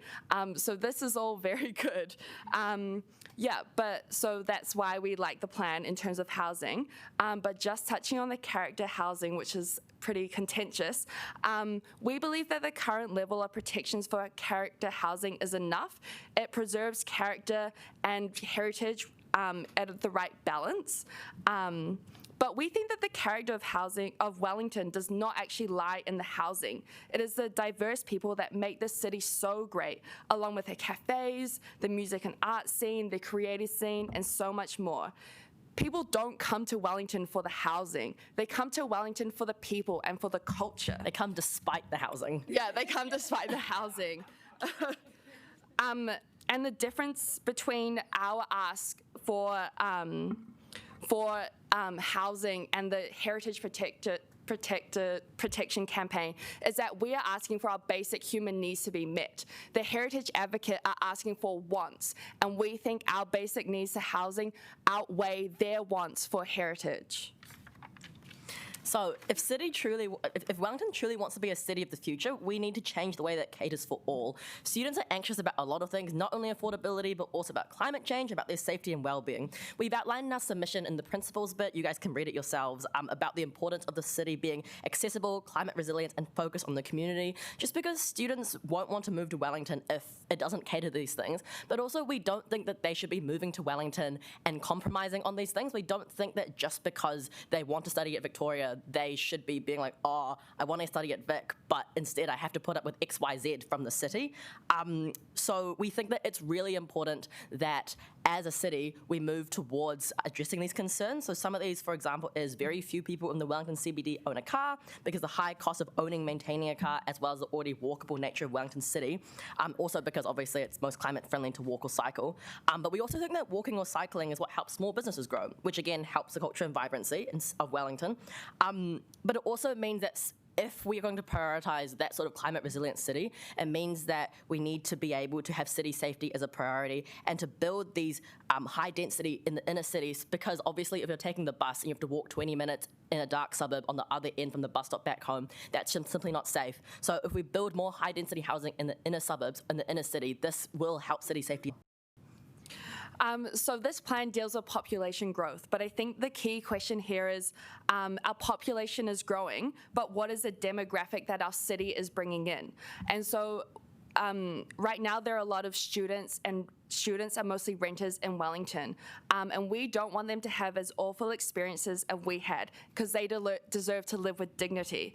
But if housing continues on its current pathway with the costs and poor quality, it means that the people who will be moving to the city are the ones who can afford these ridiculous housing prices. And that will mean that we will be losing diversity, especially with young people, artists, creatives, and they are the people who make our city so cool and exciting. So we want a city that is a vibrant one, full of culture, art, creativity, happy and young people.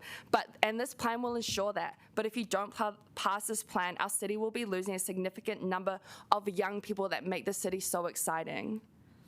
We think that the spatial plan is building for the next 30 years. It's important to envision what kind of city we'd like to see in 30 years, what kind of people will be living here in 30 years. And that means that if we're building high-density housing, we need to also encourage communal spaces. COVID-19 has shown that above all else, it's crucial for the community to be connected, so reach out to our neighbours when needed, and especially in terms of accessibility. Like currently, a lot of mixed-use dwelling is very accessible for our disabled communities, and we think that's a really important issue that needs to be addressed in the plan.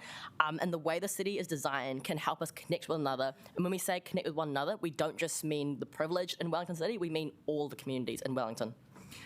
So the plan isn't perfect, and some of our issues are outlined in our submission, and it won't solve all of our problems, but it is something that the Wellington City Council can do that will make a tangible, positive difference to young people's lives. Our basic human rights to good quality housing is not being met, and the poor supply of housing is so harmful to the student communities. We are struggling, but we shouldn't be struggling. Our students love Wellington, but this housing crisis is ruining our experiences of the city. But it doesn't have to be like this. We can have a city with affordable housing. We can have a city full of happy young people that is thriving and full of art and culture and good housing. And this plan can help do that. The Wellington City Council has the power to change the awful situation we are in. And we hope that you make the right choice for the young people in the city and pass this plan for the sake of our physical and mental health so that we can still live in Wellington and we can live in a Wellington that is diverse and energetic and full of culture. Thank you. Kia ora. We have quite a few partai, but we won't get through them all. Councillor Calvert. Thank you. Thank you for your exuberant presentation. Look, one of the things, obviously, you're speaking on behalf of Vic students, but where do you think does the university have a role to play, or more of a role than just sort of its first year housing? So we actually worked together with the university, and we tried to, tie up our submissions together. And David Stephenson, who's leader of property services, who did Vic's submission to on this plan, was actually quite disappointed in how the plan didn't focus on how the university is a big employer, and therefore, if the city's growing, we can therefore logically conclude that that's going to be a lot of those people working for the university. We think that the university may or may not have a role. The problem is really in their capacity to. Right now, obviously, we're focusing on recovering from COVID, as we all are. And I think what that sort of model is very interesting because that privately owned structure comes with a multitude of issues on its own, which is a whole nother kettle of fish, which personally I would not want to open. I was an RA last year, and I've looked into the managements of how halls of residence work, and it's a whole nother can of worms that is really hard to untangle. Okay, and just a quick question. Another quick question was, you talked about the city, but obviously, you got the university, and it's a precinct. Big. You did a big circle around you and Massey. But when you talk about the city, are you really referring to the CBD? Because I got a sense from your submission, it's all about being in a walkable. Or a short public transport ride. Yeah. So we're referring mostly to the CBD and some of the inner suburbs like Calburn, Newtown, Ottawa Valley, like all of the generally student areas in our submission. Yeah. Okay. All right. Thank you. Well, kia ora koroa. Thank you so much for taking the time to come and kōrero with us. We appreciate that. We will be staying for the break afterwards. So if you want to come to us individually and ask, we will be here. Fantastic. Thank you. Well, no mai haere mai Martin Jenkins. Martin, if you'd like to come forward, be great. Thank you. So you've got 5 minutes, and it does go incredibly fast. So hopefully I don't have to interrupt you at the end, but we will try and stick to time. Thanks. Thank you for the opportunity to present my written submission. My focus is on the potential devastation impact on the Kandala suburban centre, typically known as the Kandala village, that is likely to result from proposed spatial plan and includes 6-story apartment buildings. With the projected population growth and ageing population in the area, it is important that the Kandala suburban centre, retail business and community facilities are preserved. It is worth noting my relevant background, expertise and experience in this discussion. I was brought up in Kandala and I have lived in the area for 60 years. I'm a qualified civil engineer in finance. During my professional career, I've worked for property development companies as a development consultant on all aspects of property development projects. In 1995, I held the position of development consultant on the Wells Square project in Sydney CBD. As a result, I've spent thousands of hours undertaking property development financial feasibility studies on potential developments for all of the usages of retail, commercial, industrial, hotel, residential and other usages. For 20 years, I managed as a part owner a block of retail shops in Miramar, which are very similar to the nature of the Kandala shops. Over the years, the retail shops included hairdressers, butchers, greengrocers, superettes, mini market, handyman company, real estate agents, coffee shops, dog washing businesses, restaurants, service stations and mechanical workshops. The role involved all aspects relating to management, financial outgoings, calculations, leasing, maintenance, compliance, marketing, reconfiguring spaces and new tenants, fit out, etc. I therefore thoroughly understand the wide range of influences on strip retail shops, shopping centres in Wellington and what takes them to work and what does not. Comments. Should the plan proceed to allow 6-storey residential buildings to be built in the current mixed-use suburban centre of Kandala, that's Ganges Road, this will have the devastating impact of crushing the village as we know it. With only 3 main owners of the land in the Kandala village and with a likely doubling of the land value resulting relating to these large Ganges Land Road parcels, both sides of Ganges Road will be sold out to residential apartment developers within a very short period of time. Any retail on the ground floor will only be tokenism, and as it will be heavily dominated by bulky residential above. The image I've sent around, and it's on the screen there, you see before and after, you see Ganges Road as it is, and the other one is 6 storeys, 24 metre in height at this end, which is twice the height of the latest development in Kandala. You see that in the red, that's the bulk study of the gross building area. Amenity values. I want to focus on amenity values. There's potentially a significant impact on the amenity values should 6-storey apartments be developed in the Kandala suburban centre under the spatial plan. The erosion of suburban centres by residential development is a common problem worldwide. With reference to the photograph behind showing the potential bulk of the envelope, the stories, I now highlight the specific amenity values are likely to be impacted. Firstly, changes to the streetscape, natural and built environment, increased dominance of the built environment with the loss of views, including views of Mount Kaukau from Ganges Road, increased dominance of the built environment with the loss of sunlight. Ganges Road could become a sunless, damp, cold and shaded area. The landscape created by 6-storey residential apartments built on both sides of Ganges Road would create a wind tunnel. This would not be attractive for residents, retailers or customers. Unsympathetic architectural styles. The new development at number 15 Ganges Road is a good example. It does not fit with the heritage buildings such as the Category 1 Heritage Town Hall. Next door, as it's no exterior design features, it is box-like, it's clad in corrugated iron, it's coloured black, and the bulk is excessive. Loss of public open space. The addition of residential apartments en masse will effectively privatise areas that would normally be available when the Kandala residents visiting the suburban centre. What would normally be available to all of the Kandala residents by way of retail shops, businesses and community facilities would only be available to resident apartment owners and tenants. Furthermore, the small areas of green spaces, e.g. grass areas outside the Kandala Library and Plunkett would disappear altogether. Loss of privacy with the development of a large-scale number of residential apartments, increased noise level, increased residential occupants and their visitors could significantly increase the noise levels, a negative impact on the quiet residential neighbourhoods. Loss of heritage and special character areas. Kandala has a number of heritage and heritage listed buildings, Category 1 Kandala Town Hall, Kandala Library, 10 Ganges Road, 4 Ganges Road, 2 Ganges Road, the Cornerstone Trust Building. Loss of areas of bush and trees and gardens, loss of wildlife corridors and habitat, close proximity to the suburban centre, increased traffic generation. The Kandala suburban centre has already reached the capacity of traffic along Ganges Road and could not absorb additional capacity. Safety is already a significant issue, but crashes on a regular event. Every day, someone drives down the street the wrong way due to poor traffic layout and signage.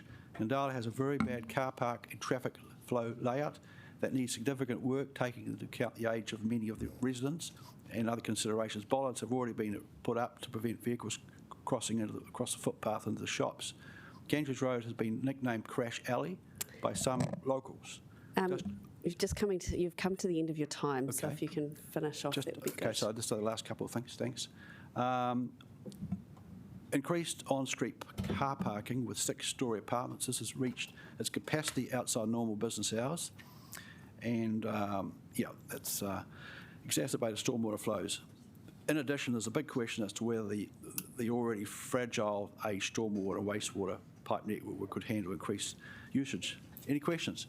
There's no time for questions because you've gone to your 5 minutes. But thank you, Martin, for taking the time to come in. We appreciate you doing that.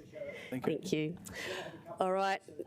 Well, probably just after 2 looking at this because we're going over a bit. So I'd like to welcome James Kennelly and Paul Robinson from Property Council. If you'd like to come forward. Thank you. Yes, that's right. And so you've got 10 minutes, and as you can see, it does go fast, and there will likely be questions. Thank you. 10 minutes? Yeah, we get page. We're an organisation. You've got 10 minutes because you're an organisation. Page 138. Well, thank you very much for having us here today. I'm Paul Robinson, and this is James Kennelly. We represent the Property Council, which is about 140 property-owning businesses around Wellington. We've been here before and we'll be here again. We support densification or the spatial plan, subject to many of the concerns that have been expressed by the people we've listened to over the last hour or so. So we do support it, but we do have concerns around infrastructure, that the merit of this plan or the outcomes from this plan are going to be dictated by good infrastructure planning. And I guess the thought that sits on the top of my mind is, if we build a 10-storey apartment block in Kilburnie, how good is that going to be if we can't get through, the people can't get through Mount Victoria Tunnel? So that was sort of an overriding sort of view, that you have a plan that where we think about 80,000 people coming to Wellington, and the plan seems to allow for them to go to sleep in a bed, but it doesn't seem to allow for them to go to work as well as it might. So most of these planning things, from our observation, are to do with residential requirements, and most of the concerns being expressed by the community, etc., are entirely focused around the residential aspects of the plan. In fact, these 80,000 people are going to have to go to work. So not only do we need to densify housing, we need to densify the commercial activities. So I think that's something that needs to be considered in the longer term. Generally, we would support what John Milford said around that. The other aspect of infrastructure that's very important is that we are planning on putting new infrastructure in place, bus lanes, etc., cycleways, etc., which are fantastic, and everybody wants to support and get in behind that. But they should be new infrastructure. They shouldn't replace parking infrastructure, etc., which once again becomes a barrier to densification if people can't easily get there. The other element we wanted to comment on was around urban design. And we have had quite some debate within the Property Council around the urban design function within Wellington City Council. We know that Auckland has a urban design sort of council thing that works, and we have urban design planning officers within the council. Our recommendation is that you should review how urban planning takes place within the council. We don't have a prescriptive view on how you should do it. We just want you to note that there is generally dissatisfaction with the way in which urban design is carried out. Not the rules around it, the way in which it's carried out. It's not well democratised, and maybe it's just time for a bit of review within council processes around that.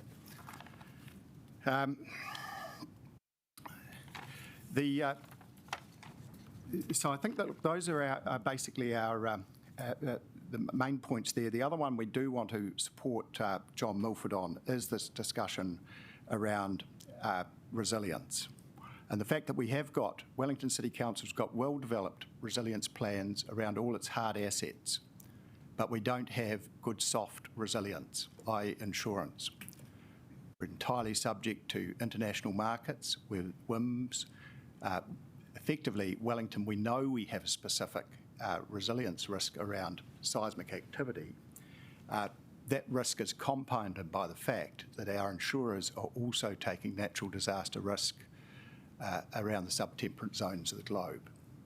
So it's not helpful for us if we're managing our seismic risk, but our insurance capability is compromised by storms coming in Southern America, southern United States. So we do think we're probably just as socialist as John Milford when it comes to thinking. Welcome on board, comrade.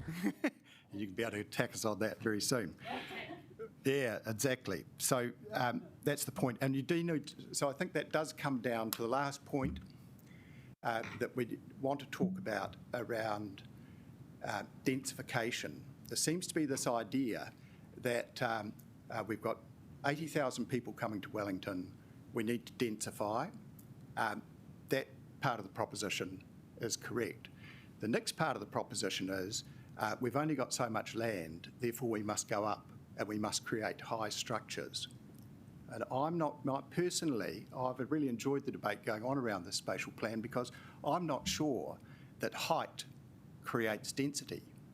I actually think that activity creates density. And I think about the building that I work in that's 100 years old. Historically, that building used to have 40 people working in it. It now has 200 people working in it. That is dense because of the nature of the activity that goes on. An apartment building is not in itself a dense activity. A building that has multiple uses going on it throughout it all day is a dense use. So I just think we should think about density not just as a spatial height thing. We need to think about it as activity, and we need to think about it as proximity. Density also comes not from working at home or whatever you might like to think, but working near home. If you want to create density, you need to create proximity of activity. So perhaps if we, rather than put a 10-storey apartment building up in Kilburnie, wouldn't it be perhaps better to put a 5-storey apartment building up and a 5-storey office building? That might create density in a way that you hadn't thought about. Those are all the comments I want to make about the plan. Be very happy to answer any questions. We do have some questions. We've got a partai from Councillor Mayor Foster.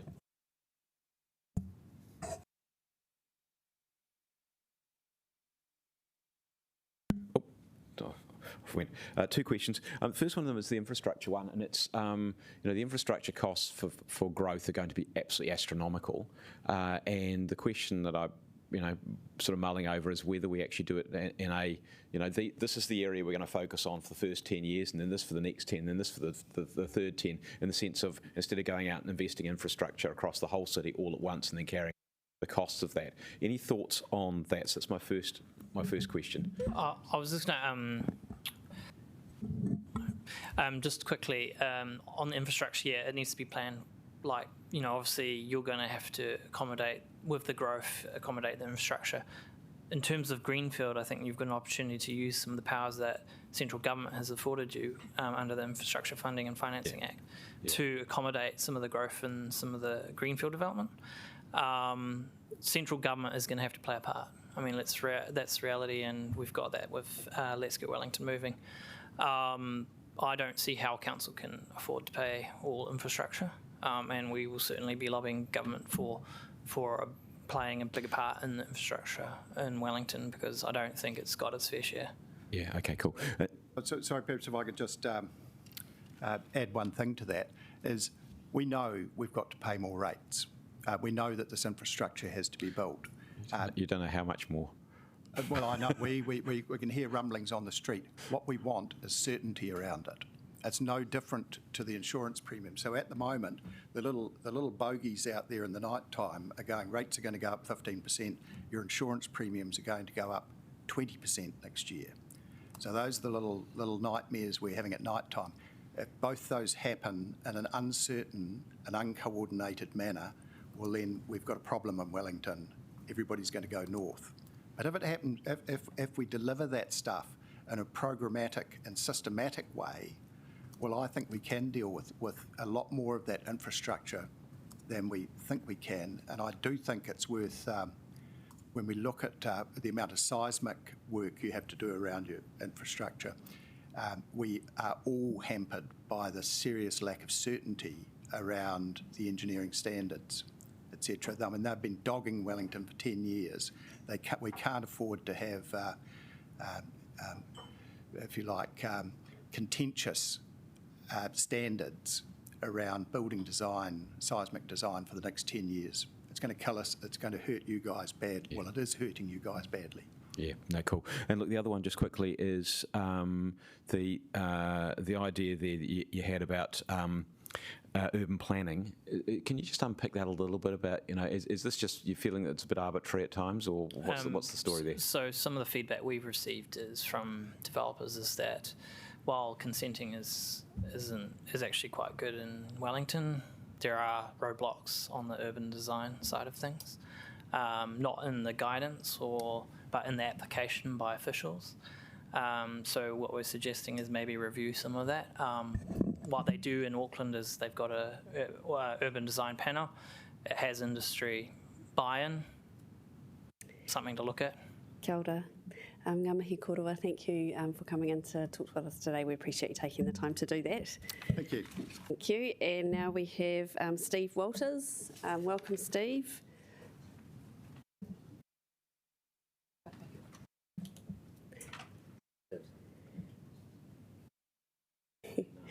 Kia ora, Steve. So you've got 5 minutes, and as you can see, the time seems to fly. Thank you for the speed dating opportunity today. Much appreciated. Hey, I'm a lifelong Wellington resident of Lyell Bay for 18 years, so I'm speaking very much as a Lyell Bay resident. I just want to fly through the impact of what the draft spatial plan means for residents of Lyell Bay.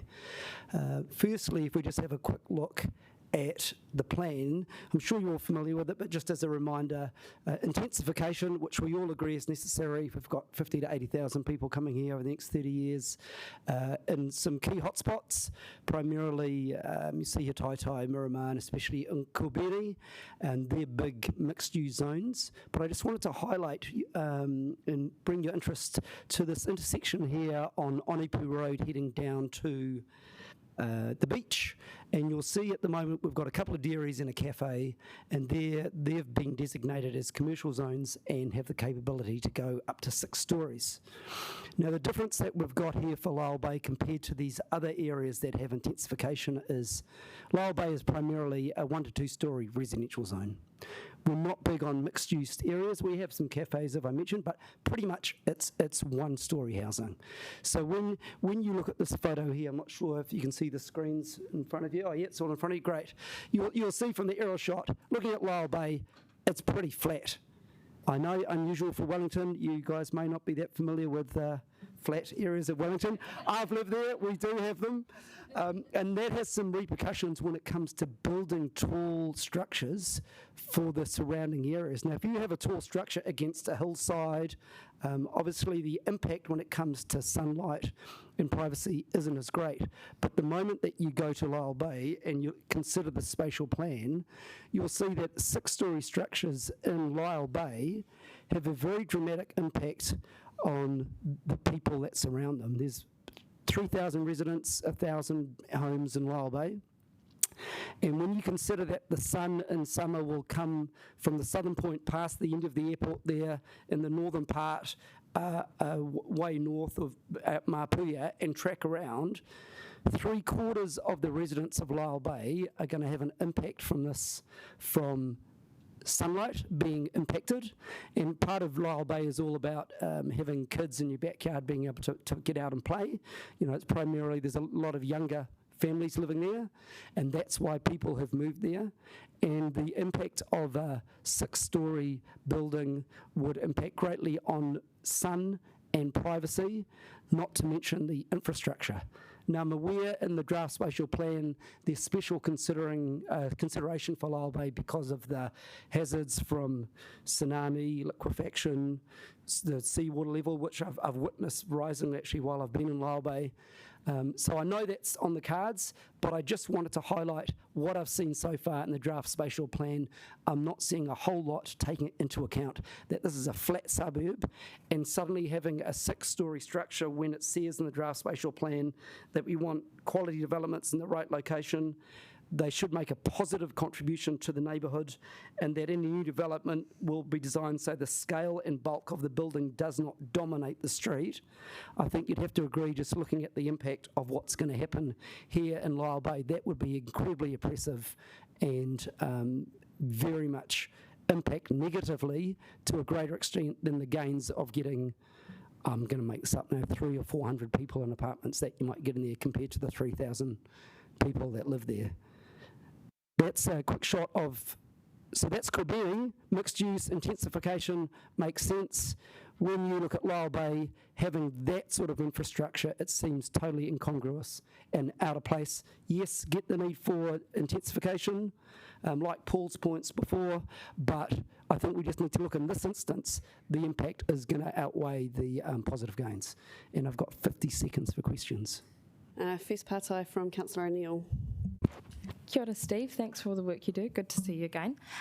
My question was around if we can't put people within the eastern suburbs, particularly on that isthmus, on the Kilberry-Lyall Bay, where should we be putting people in terms of if we're coping with a large population change? Yeah, well, I acknowledge there was looking at Glenside West, the Lincolnshire Farm, the peninsula is a possibility, but obviously quite political. I mean, to me, even locally, there's a lot of space. When you look on that map that's on there now, out of Rongotai Way, and I'm not sure if there's limitations regarding the airport, but there's a whole lot of intensification that could happen right in our backyard that wouldn't have an impact on sun and privacy if you had a multi-storey buildings going on. And Fulton Hogan use that for gravel and stone storage and parking their vehicles at the moment. I mean, there could be better use in our backyard. It's just the exact nature of where the proposed intensification is that I've got. I don't mind the intensification in the neighbourhood. It's just where in the neighbourhood. That's the issue. Well, kia ora, Steve. Thank you for coming in and speaking to us today. We appreciate you taking Thank you. Appreciate it. Good luck, everyone. Yeah, thanks. Yeah, okay. Enjoy the break. Kia ora. So what we have at the moment is we've got a couple of submitters who possibly may not come in. They haven't been in touch recently, but we really need to be here till at least the time that they're meant to be presenting. So we might just take a 5-minute adjournment and then come back. And if they're not here, then we can do the last bit of the meeting. They're the last two. So if you can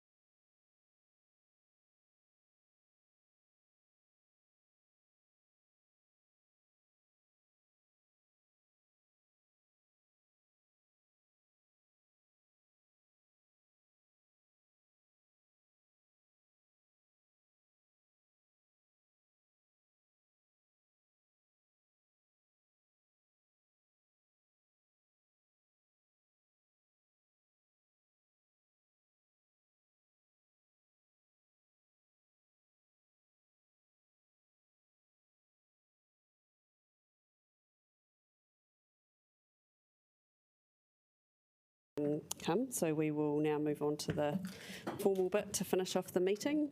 So I'm going to move the motion being the recommendations of the officers' report. Is there a seconder for that? Councillor Rush, thank you. Is there any debate? No. And so now I will put that to the vote. Yes, from me. Yes, from Jenny. She has. Yeah. And that is carried. So I'd just like to thank the submitters who are still here and the ones who may be watching online who've gone away, and thank them for taking the time to come and talk to us. We do have more of these coming, so there's going to be plenty to watch and listen to, but thank you to everybody and thank you councillors for your attendance and for your great questions. So e tui te karakia. Unu hia, ki te uru tapu nui. Kia wātia, te wairua, I te ara takatū. Koe ara e rongo, whakairea aki ki runga. Kia wātia, ai rā kua wātia. To help everyone, it's ngā ko. Sometimes I hear people say ngā cow, it's ngā ko. So the AU you say as an O, just as a little piece of thing for the future. So AU is said O. But have a lovely afternoon, everybody. Kia ora.